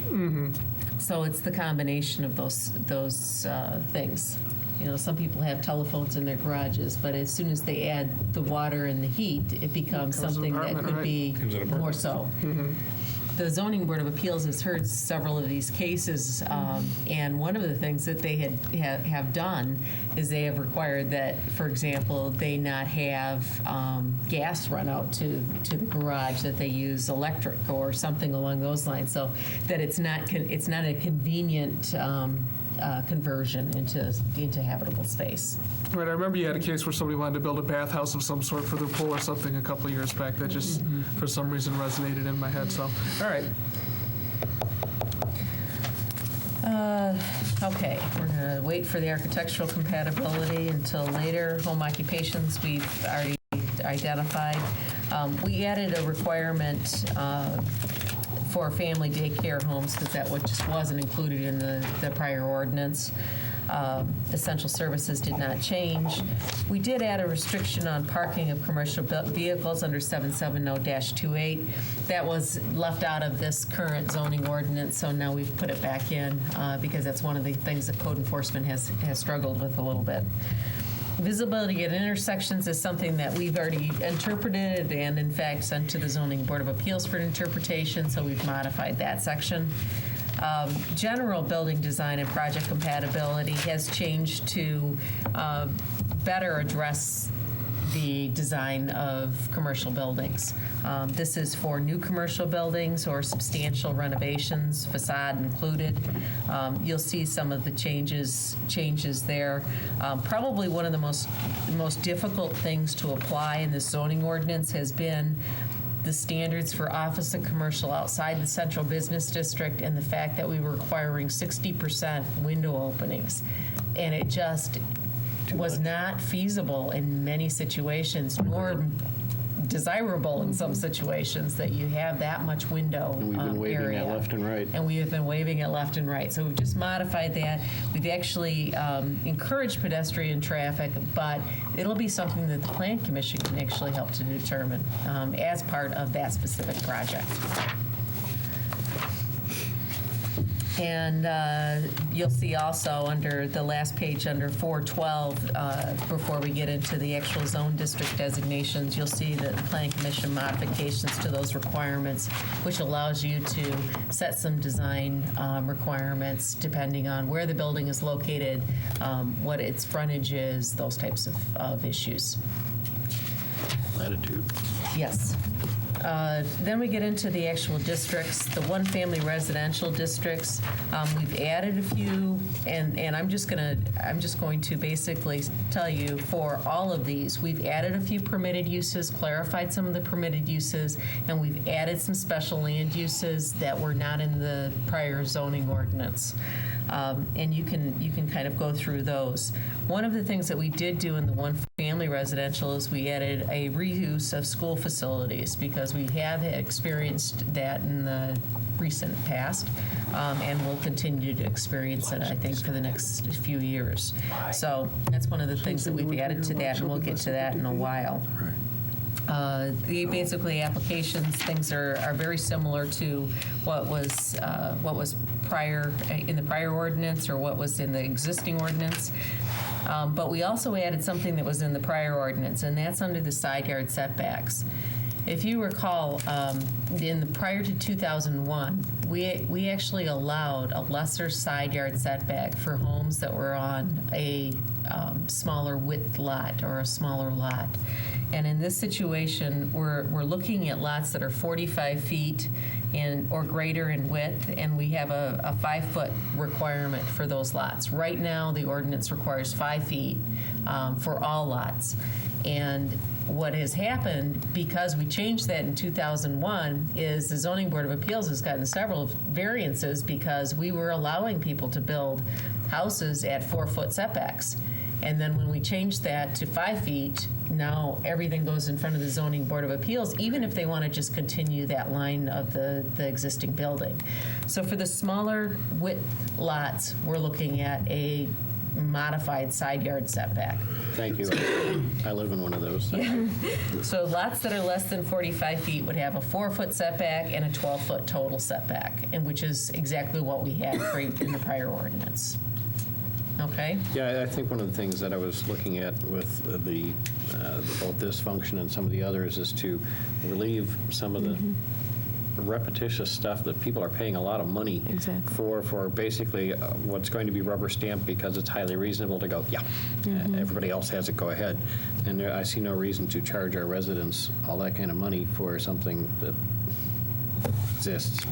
So any lots that are less than 45 feet would be able to have a 4-foot setback, okay?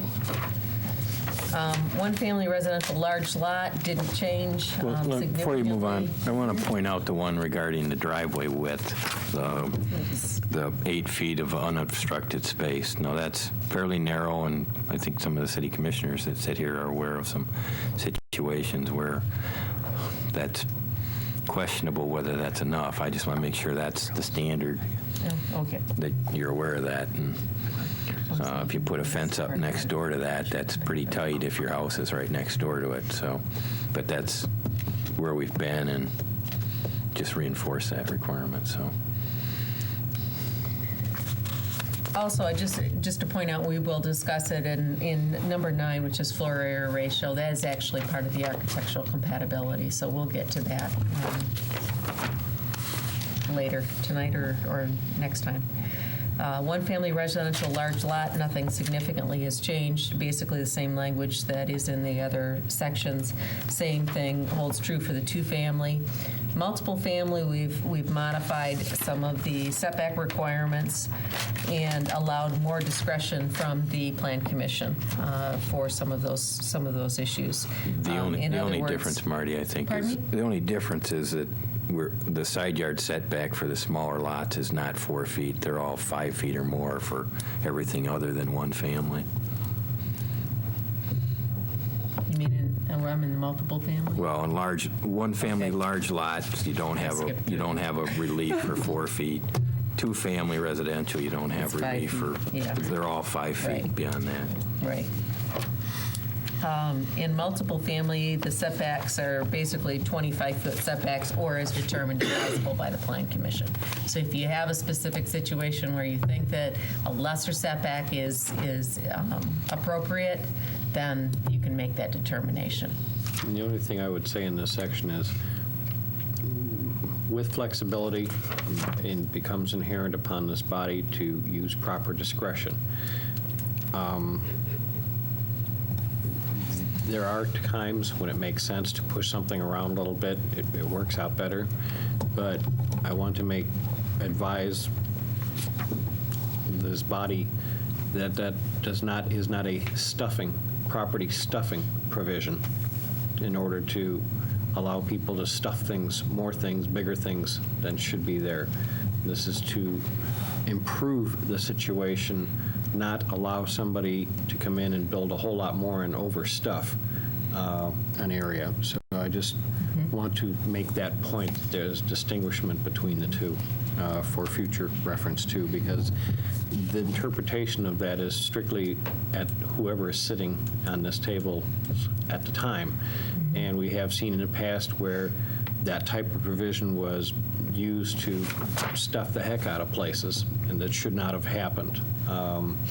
So that's really just a caution note from my point of view. Okay. I think in general, we can, go through the next sections fairly quickly. Tim, pipe in if there's something else, but what we're basically doing is office service stays basically the same, but also allows the Plan Commission to have some discretion based on the site and the site plan review process.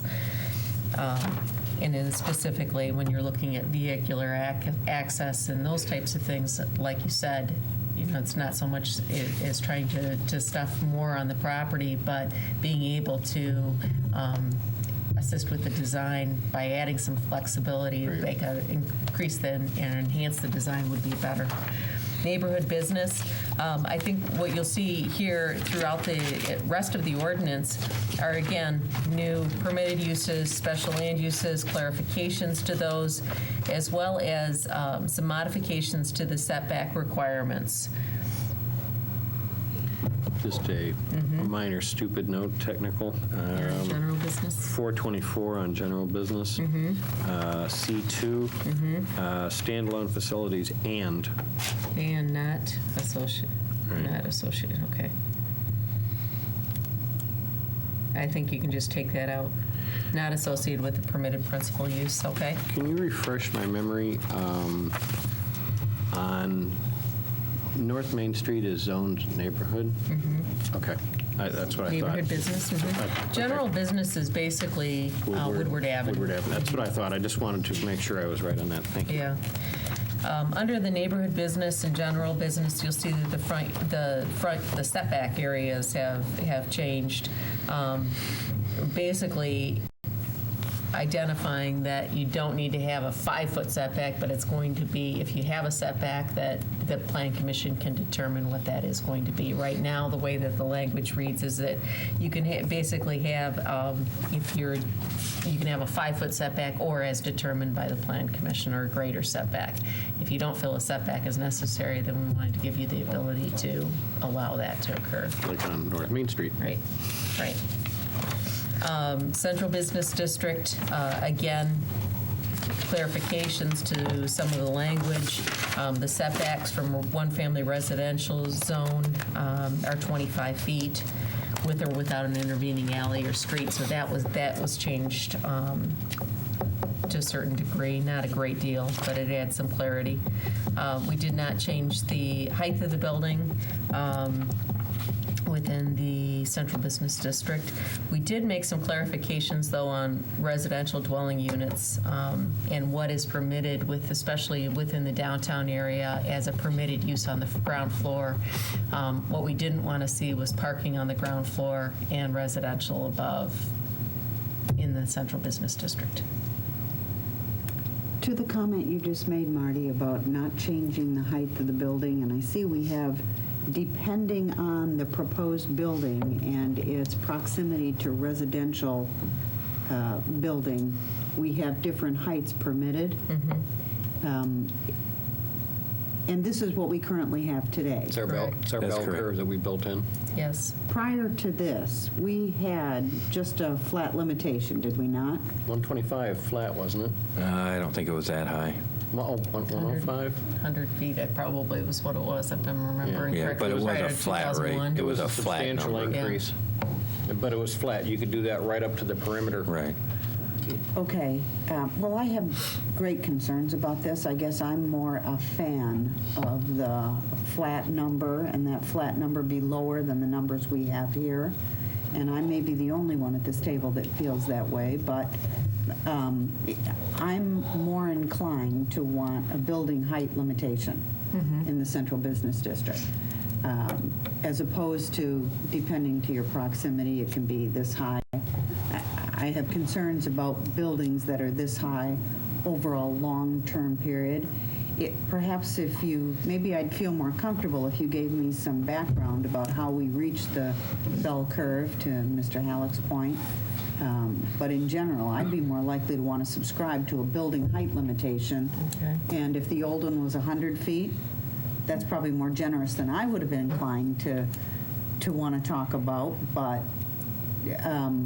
the current highest one being 150 feet, I just think it's too tall for this city. But maybe some background on how we got to this point would be helpful. I think part of the number came from the height of the two towers that are in the CBD. Both Barton Towers and the Manor are about 150 feet. Yep. And rather than making those non-conforming structures in terms of height, I believe that was the benchmark used. And the bell curve was specifically put in because if you allow, say, 100 flat, and you put it on the east side of West Street or the west side of Troy Street, especially if it's on West Street, you're going to be having a looming 10-story building directly across from 1.5 to 2-story houses, and they'll never see daylight again in the rest of their life. Would be part of the issue. It's a sunlight issue as well, as simply Mutt and Jeff. Understood. So they did that so to So the ramp bell up curve. so that you peak into the downtown area. Less. I may agree with you on the height issue to some degree, but that was done particularly to relieve the neighboring residential so that they're not simply looking at monoliths across the street.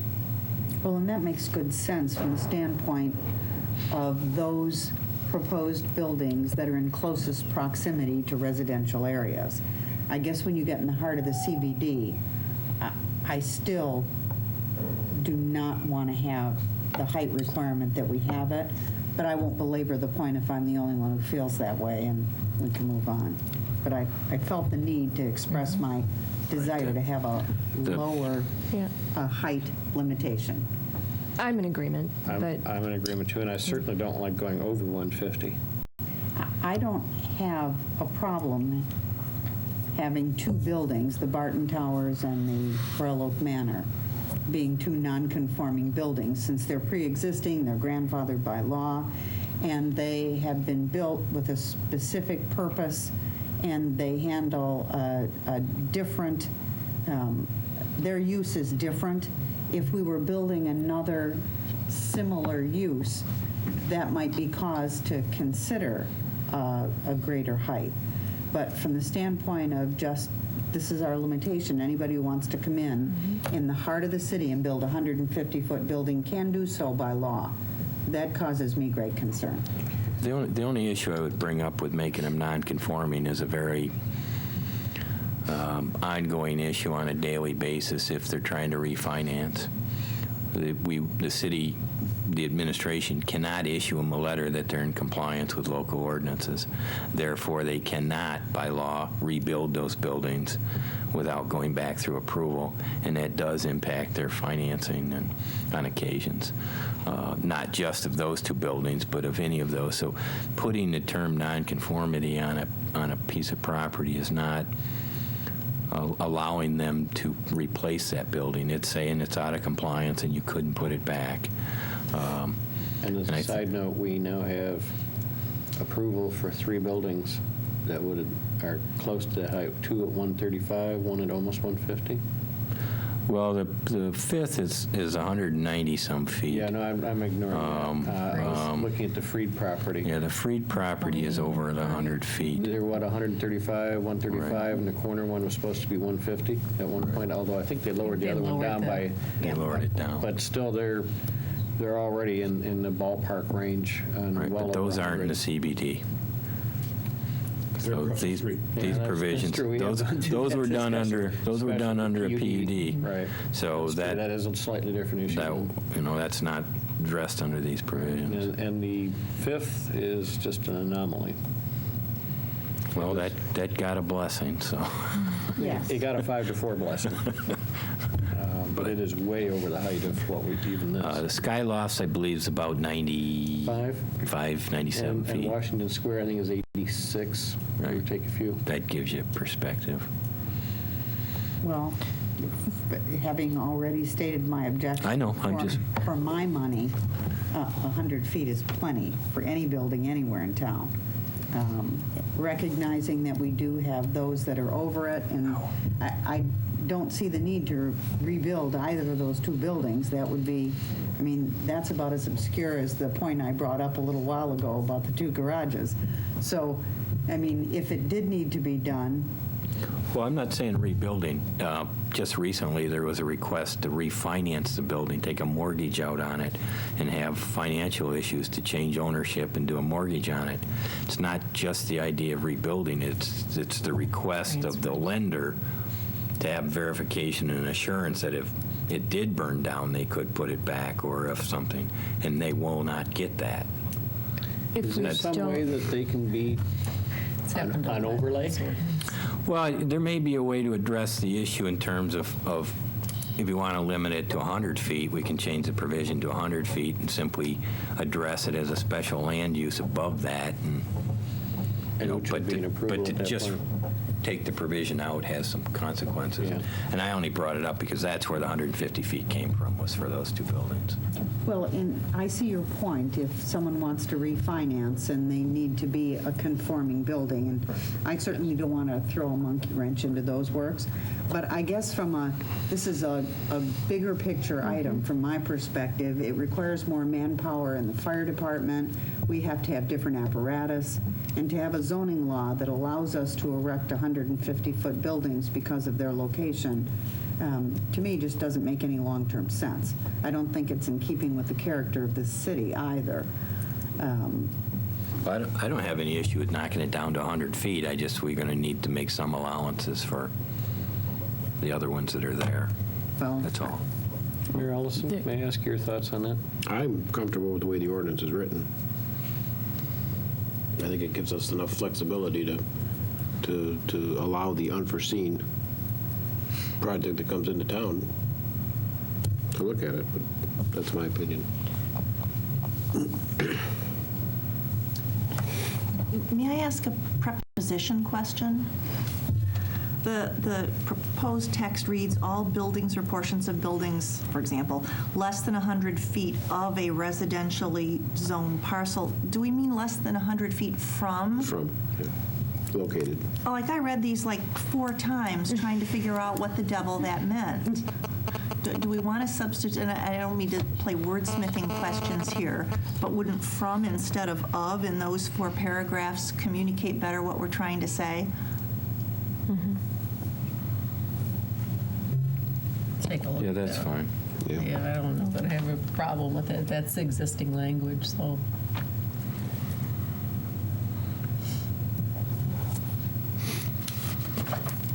Okay. Regional business, we did not change.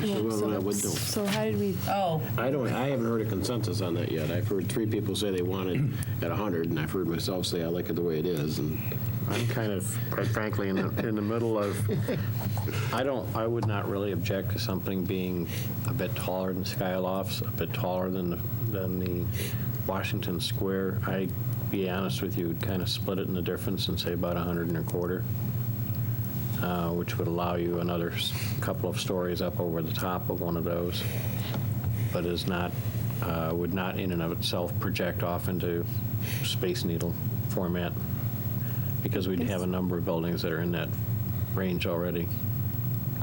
I would just hate to see, again, like that sort of carte blanche opportunity where you could end up with some sort of a tunnel, if there were a number of... 150-foot, one after another. It can happen. Right, and that would occur between Washington and Main Street. You could line those with 150s from one end to the other. And I think we'd be doing it, it would not do justice to the city. What is your thought process in terms of height? I err on the side of wanting to see a project for what the project is and making a determination from there. I mean, if the Skylofts are 90, is that, 90 or 95, somewhere around there? I would hate to see things even be taller than that without taking a look at them. But again, it's a personal, it's a subjective thing, but I just think that you want to have the opportunity to take a look at them based on the project. As opposed to, well, we have to allow it no matter what? That's the risk you run. Yes, it is. Liz, I think Tim brought up, one of the thoughts was treating the taller buildings as special land uses, which would then put it into a different category than you have to approve it because it is part of the ordinance requirements, and it's, for example, 300 feet away, so you can do no greater than 150 feet. I can think of a couple of difficulties with that, and just with developers and coming in with a plan and not knowing, how tall they can go. So it's going to, when you start to deal with, the cost of the property, the cost of the project, and those types of things, that's what they're relying on. So frequently, what we'll get in the planning department is, okay, well, this is 150 feet in height, and then this project is doable, or something along those lines. So they'd have to, they'd have to wait until the plan commission kind of looked at each plan if they wanted to go over that. Otherwise, they'd have to take the base amount of, let's say, 100 feet. And that's how they'd have to plan their project. But how many 150 feet building requests do we get? Oh, Not that many. That's why I say I don't think there'd be a huge issue with knocking it down to 100 feet and leaving the discretion to the plan commission. Right now, it's 150 feet, and if you want to allow it to go higher, the planning commission can let it go higher. I don't really have any issue if you want to knock it down to 100 and then have the plan commission have discretion to go higher than that. But you couldn't say you don't want it higher than, if it's set at 100. If it's set at 100, the planning commission could say that's an inappropriate site for various reasons, And we're not to exceed that. Basically, you'd have to make a determination that it's okay to go higher. But you couldn't require them to go lower if No, they could go to 100 feet. At 100. right. So what you're setting is you're setting the threshold. Right. In a perfect world, I'd have been inclined to want to deal with 50, but we're well beyond that. So I think Elizabeth made a good point about the opportunity to have a tunnel at some point in time, and how I think that does a disservice to the city and certainly to the downtown. I think one of the reasons our downtown is so enjoyable and attracts so many visitors is because of the quaint old buildings. Everyone's a different style. They're small in nature. People like to walk down that path and say, what's in this store window? What's in that store window? And if they're all 150-foot buildings, they typically have wider facades. They have, the dynamics are just different. Plus the long-term considerations about maintaining that, keeping them occupied, and what it requires in terms of city services to have taller buildings. So for all those reasons, I don't think they're a good idea. But again, I'm just one voice, and I want whatever goes in here, everyone has to be comfortable with, because it's probably not going to be revised at least for a while. Well, and I think that's my concern, is it's, we probably don't get a lot of proposals right now, but who's to say what's going to happen years from now? Did we ever think we'd see what we have now? Well, it's a good point. So, to my way of feeling, I would like to see the 100 as the top with special land use above and beyond, so that capability does exist if in the interest, in the decision of this body, that there is compelling reason to go there. But as a matter of course, no.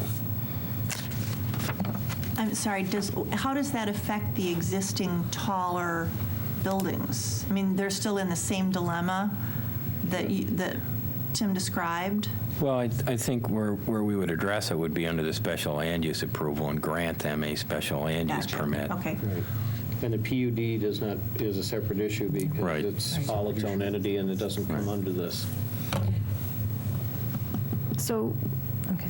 I mean, I even question 100, but that's, again, just something, it's hard to really understand scale unless you see what that is. And so I have this image of skylofts. If that's not even 100, and you can allow something that's even taller than that, and it could be right next door to it, and then across the street from it. You can allow 50% more than what you see there for the skylofts. Right now, they could build something 50% bigger next door and not have to say boo. I find that frightening, but.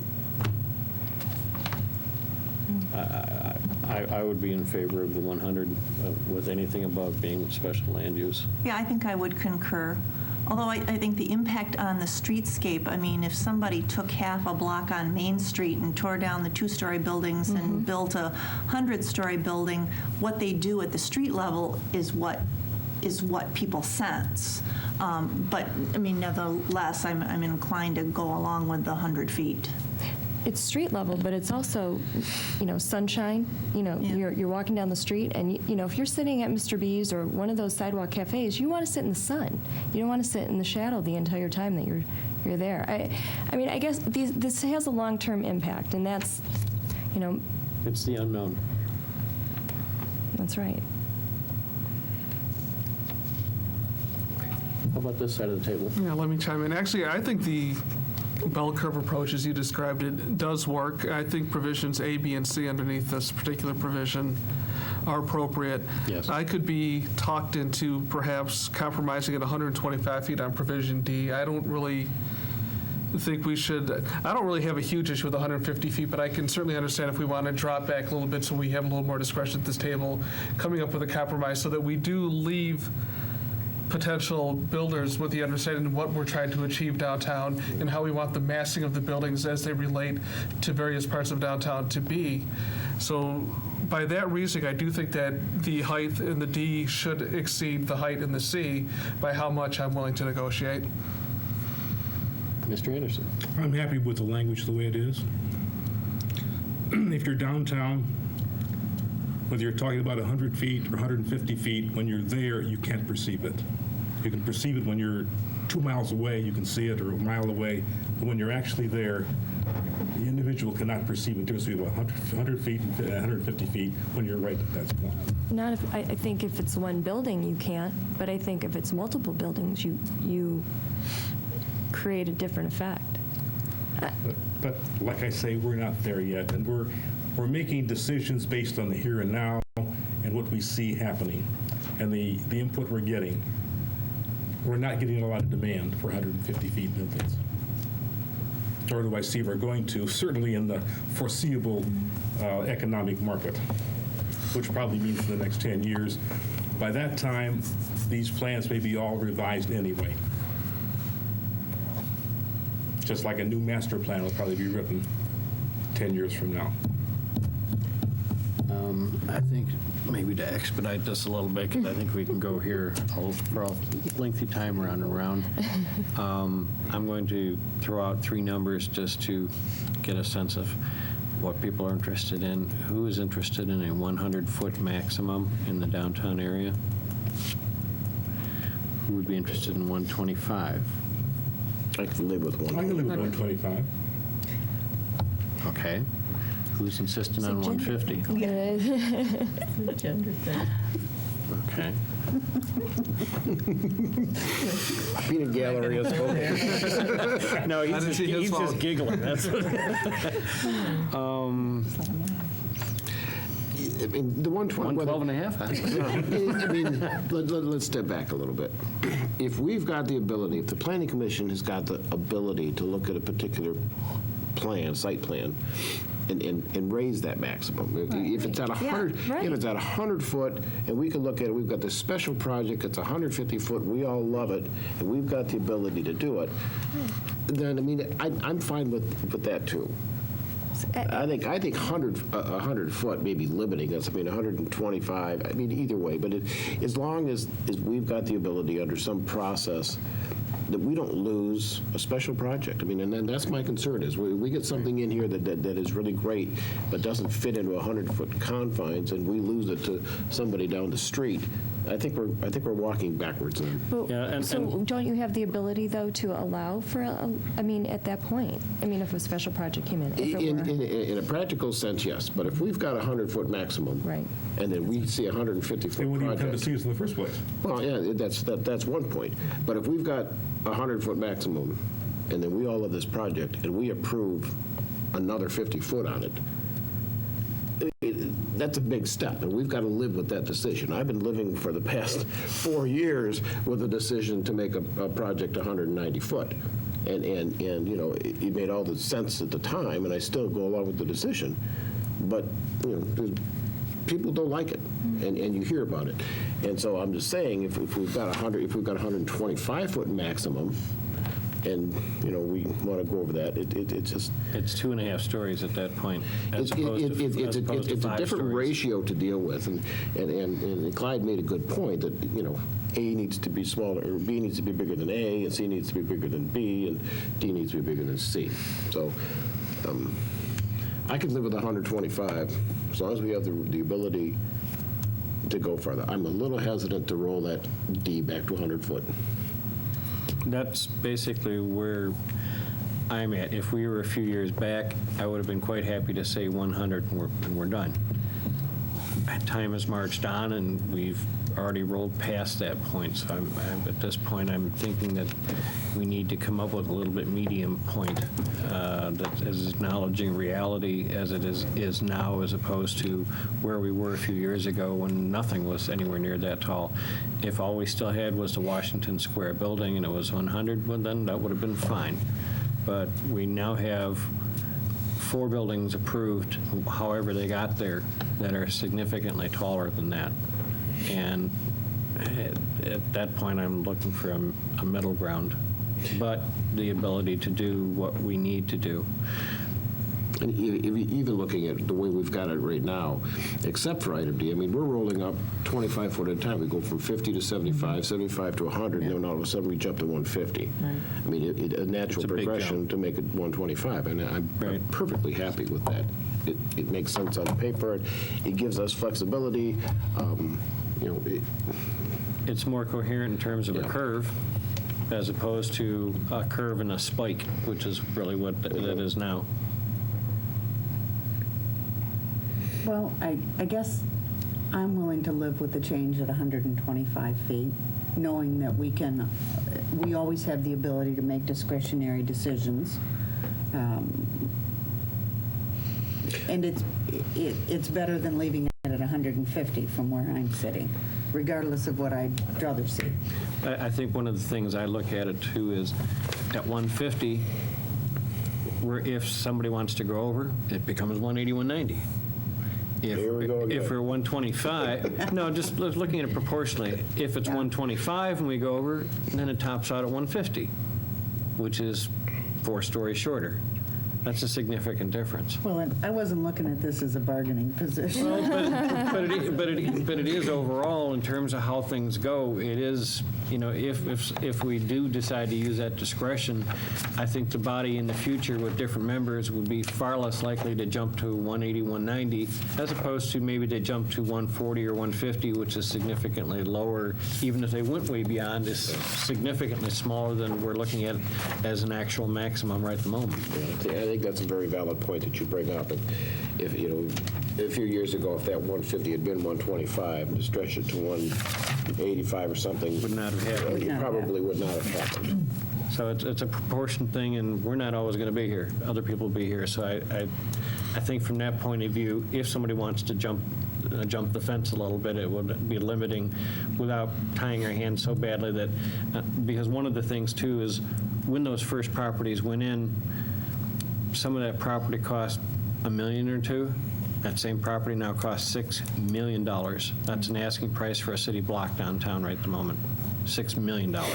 That's a big difference.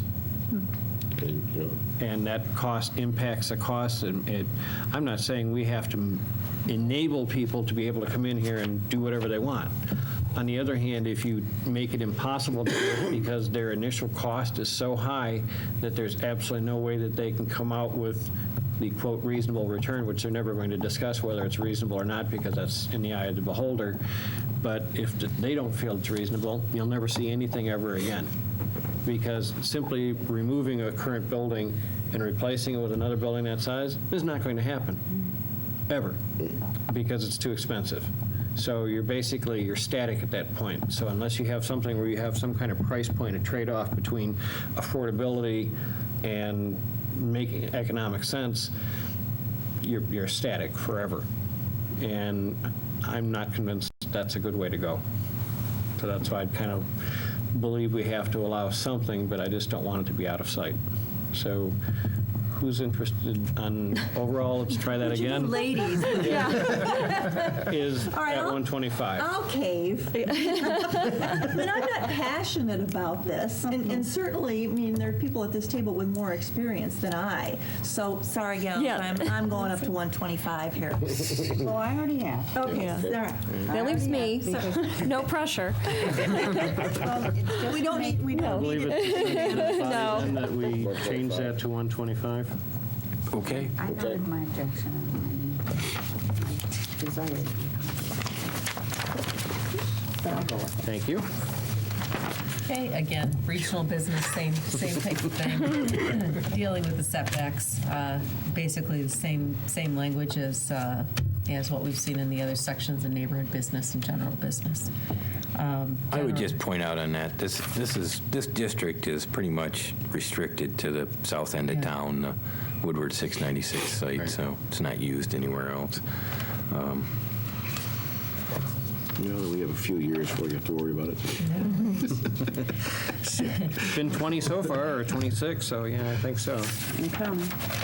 Same thing again, general industrial, added some permitted uses and special land uses, clarified some things and modified the setback language and allowed some flexibility at the plan commission level based on the relationship with the site. In general industrial, under B, permitted uses, you have D, which does show some exceptions. How did you arrive at those exceptions? I'm glad you asked. Fish. Smell. But I Except for- added one. I added Okay. one. Okay. And maybe it doesn't make any sense or any difference, but anybody who's ever been to Argo, Illinois knows it. And that's cornstarch. Okay. And maybe it should, how did you arrive at these particular, I think that in general, they're Prohibitions. basic, it could be anywhere? well, generally you don't have slaughterhouses in our industrial areas. And so most of those are offensive smells, So sauerkraut, vinegar, and yeast. Could you add cornstarch to that? We can add cornstarch. Oh, humor. I've never smelled Do you get gravy then, or what? No, Is it just an drive- offensive smell? Just drive through Argo, Illinois. I don't really want to anymore. You know it 20 miles before you get there? Go to Gary and hang a left. Oh, okay, all right, there you go, okay, all right. Because of an offensive smell. Well, Argo, steel mills in obviously, West Argo Virginia. cornstarch. Yes, right. So it is a huge offensive smell. And not that I think anybody wants to build a cornstarch factory in Royal Oak. Yeah. But neither do I think they want to process sauerkraut, vinegar, and I yeast. can see it now. Kinda It's a- limited. It's a 150-foot tall cornstarch factory with 2 garages. And have you ever been by the limestone quarries next to Cedar Point? Any idea what that's like? You know what limestone is? It's biological material over time. When you crack it open, it's a sewer. Yeah, but we might actually finish this section. It smells like raw sewage for miles. So, I mean, even limestone, just if they're bringing in limestone, are going to process and crack it up, would give you exactly the same problem. And, you know, most of the uses in Royal Oak, I mean, you just don't have a need for some of the uses that you might see in other zoning ordinances. But we've tried to cover it enough and be general enough that we can make interpretations on where to fit these two. Well, we got rid of, Chemicals, for Yes. example. a and we got rid of the chemical plant. cow dung and unloading thing ordinance out of. We need to add that from the in here city. now? Remember the city ordinance that we repealed a couple of years ago about unloading cows Yes. and manure in downtown? Yeah. It I just- don't think times that's an issue change. anymore. Times change. You never know. I mean, So we've added some additional setbacks. Probably the two probably most difficult sections of the zoning ordinance, and the one that you've seen, the two that you've seen probably more so here are the central business district and mixed use. The mixed-use designations have been the areas where you've seen a lot of redevelopment. The loft development on Harrison-Hudson area, that's all mixed use. Main Street, South, mixed use. So you've seen a lot of site plans come before you that were zoned mixed use. What we've tried to do here is make it an easier section to deal with and do what it was supposed to do, which was, although you're going to treat a lot of things as special land use, you're trying to encourage development but still keep it in context with the areas adjacent to it, which are generally residential. So tried to do that in this section by modifying some of the things that were coming to you as a special land use and made those permitted uses. Because a lot of those areas, we haven't seen a lot of areas along South Main Street that have changed over the last several years. You still have a lot of the gas stations, and you still have a lot of those types of uses there, and in general, people are not finding it an attractive portion of this zoning ordinance to deal with. So we wanted to modify some of that, put in some permitted uses, so not everything was a special land use, but also put in special land uses that were appropriate. So in other words, if it's a neighborhood business and it's a permitted use, then we think that it should be a permitted use in mixed use, because it's generally the same type of scenario. You have residential immediately adjacent, you have those types of same site types of conditions. And then allow the special land uses, again, mixed use, to follow through. While we're on mixed use too, I would like at some point to review the actual zoning designations of some properties, areas around town that I did not feel at the time were, I was not on this body, but were inappropriately jumped up to mixed use too, and should have remained neighborhood in a much more modest usage, because it allowed in a wide variety and bigger footprint of projects to come in that I think were appropriate. I would refer you to the small commercial zone on East Lincoln, down by Rembrandt. There's a strip of businesses down there. There is the D&D Party Store on East 4th Street, the Star Market on 13 Mile, the small strip on Catalpa. I strongly recommend that those types of properties be reviewed as being that mixed use 2 is too much for those types of properties and their small scale. I truly believe those are strictly neighborhood business and should remain so or revert to residential as opposed to growing and that would be single-family type residential as opposed to growing into larger projects that I don't believe those types of properties, both by size, as it is, where, as you, Ms. Hollow is quite aware, you're wavering parking up and down the line on that one on East Lincoln because it's not that big. And I simply feel that these are overzoned and at some point, I think we should review that. Okay, those are, because in the mixed use 2, which is the majority of what the areas that you've just described, everything that is in the neighborhood business zone would be a permitted use in that zone, That's not a problem. What I'm saying is that should be the end of it. and no special land uses. But see, What I'm looking at is that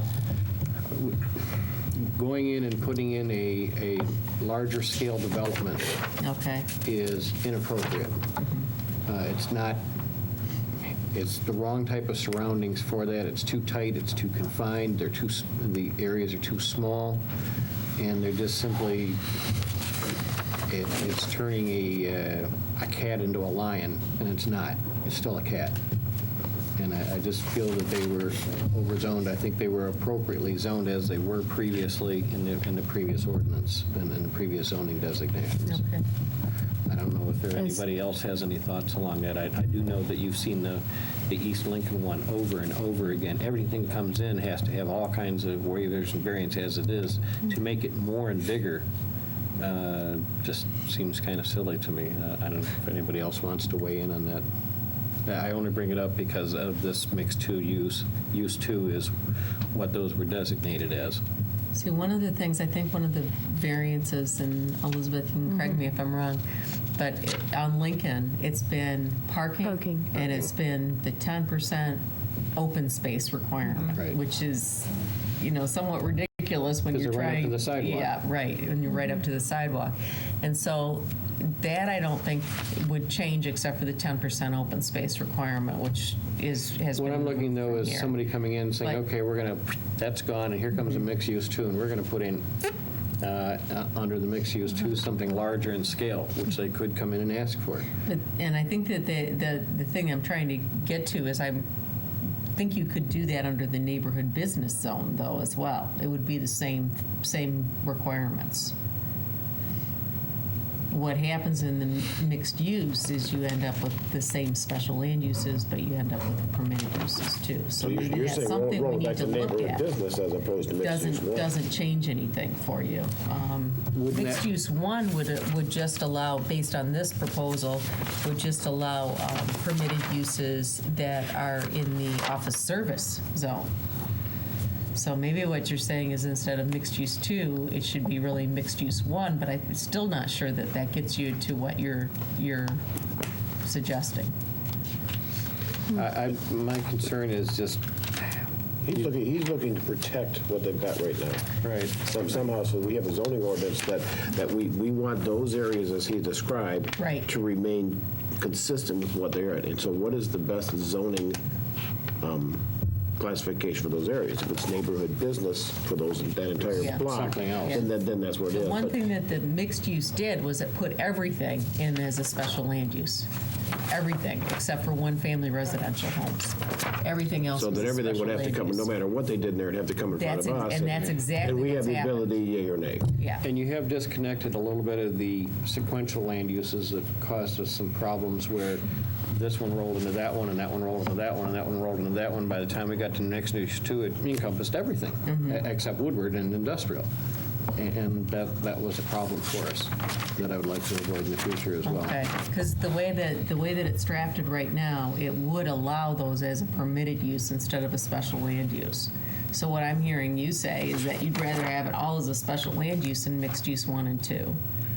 I think those areas But- need some careful control as to what can occur in those areas because of the nature of being very small islands in the middle of single family. If they were on Woodward, if they were on Main Street, if they were in a whole lot of other areas where you're surrounded by commercial and that's all you look at, I wouldn't have an issue, I wouldn't bring it up. But you have very like D&D Party Store or that little section on Catalpa or the one on Lincoln are just little tiny islands of yesteryear. That's basically what those are. That was the old thing where you went down to the corner and you got groceries. Because that was a corner grocery store, or it was a little drugstore. And that is, to me, by definition, the nature of what those need to be, as opposed to growing into something larger in any way, shape, or form. Well, maybe I'm not understanding exactly what you're trying to accomplish, because it seems to me leaving it mixed use too is the greatest safeguard, because everything's a special land use and has to come in front of us. Well, it is, having seen prior experience with some of these things, the mixed use too was very problematic for us. But if it reverts to neighborhood business, then there will be certain uses that are automatically permitted, and that safeguard gets removed, so I'm really not sure what we're accomplishing by doing so. We are helping to cut out some of the much larger scale things that could come in there. If we could do that on a special land use, and if we didn't like the project, we could kill it at the table.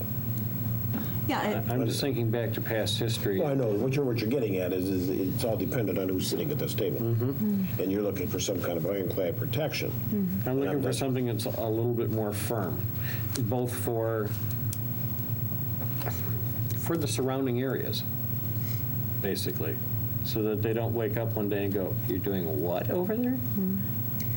Yeah, and one of the balancing acts with that is the parking requirements. Because typically, like there was a little coffee shop that wanted to go on Lincoln. Right. Required a parking variance in order to do that. The barber shop requires a Every one of parking those variance. Every single They all have a item parking almost in there has There to was a have a sticking parking point on every one of those, variance. sure. They all have a parking variance. And I think that what's happened is the Zoning Board of Appeals has generally granted those variances, if I'm not mistaken. Generally. Yeah, generally. Can I suggest that we bring the map at a future meeting? Yeah. And we'll identify those areas. And frankly, there's nothing to preclude us from writing a new zoning classification to address just those areas. It could be special neighborhood business number 2. I just, Right. I mean, I don't believe it's necessary to try and pigeonhole everything under mixed use 2 or neighborhood business. If there are certain areas in town that are in the midst, and Catalpa, the Lincoln sites, there's nothing to preclude us from suggesting another zoning district. I think that's fine. just what we're trying to say. Right. Our intent is to try to protect these little businesses on here and not have something, and if you can come up with a better way to make that happen. Right. then a new and I'm not ordinance- looking for them to go away, No. because they serve a very useful purpose. They're more than neighborhood business. Yeah, they are literally the neighborhood business. I want some milk, I'm going to D&D. Yeah. I mean, around the corner, here we go. The neighborhood would be very irate if it suddenly disappeared. I think we can do that. Yeah, Yeah. good, thank you. And then planned unit development, it hasn't changed. It's the same requirements for planned unit development as prior. That brings us to the end of Article 4. And I guess the question that I would have would be whether you wish to go through the architectural compatibility at this point, or I think we need to reserve that for another night. Yeah, because I think we may be here for a while. Yeah.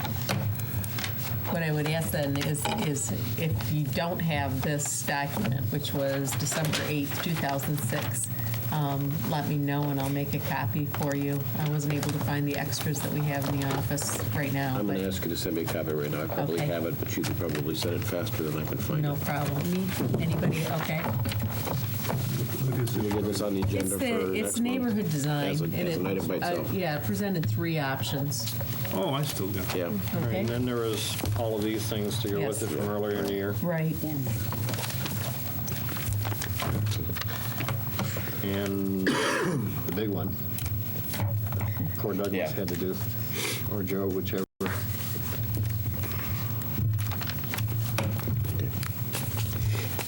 What is the consensus of this body? Do you wish to proceed forward into this section or reserve that for another day? I'd rather have it. I think set it as needs to be a agenda. coherent, it's a big one, all in one session would be my Yeah. druthers. And I think it'd be the druthers of them to go home at this point too, so. Oh, yeah. Because we're Doesn't matter to me. We're going to be here for a long time. I He's just suspect, going to on be back this in the one. morning anyways. That one item, I think, is going to be more than everything we've gone through so far this evening. Is that consensus? That works for me. Yeah. All right. Is there anything else for the good of the body? Move for adjournment. That's good for the body. Second? Seconded by Mary Ellison. And all those in favor say aye. Aye. We are adjourned. Thank you very much. Marty, how many items we got next week? Right now, I think 3 or 4. Don't take any more.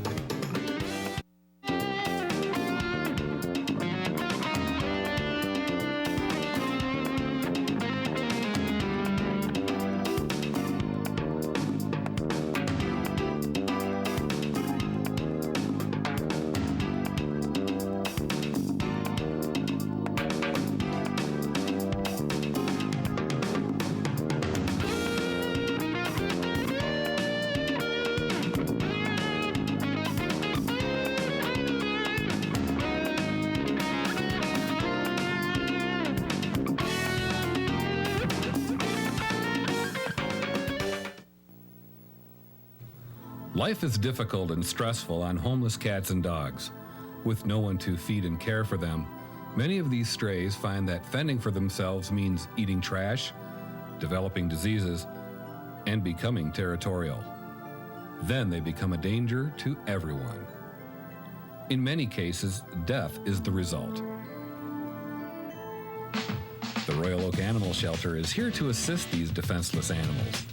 Whether it's reuniting lost pets with their human companions or finding new loving homes for homeless cats and dogs, the Royal Oak Animal Shelter provides a caring temporary home for stray animals.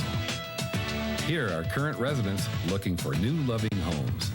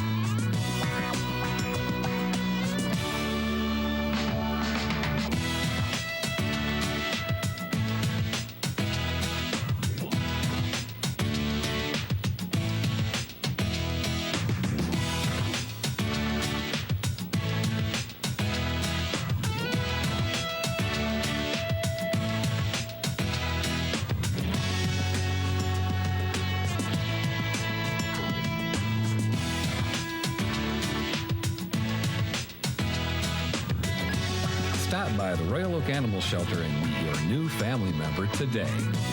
The friendly Royal Oak Animal Shelter staff is always looking for volunteer dog walkers.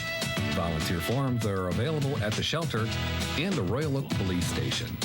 If you can't volunteer, send your tax-deductible donation to the Royal Oak Animal Shelter, located at 1515 North Edgeworth, 1 block south of 12 Mile and 1 block east of Campbell Road.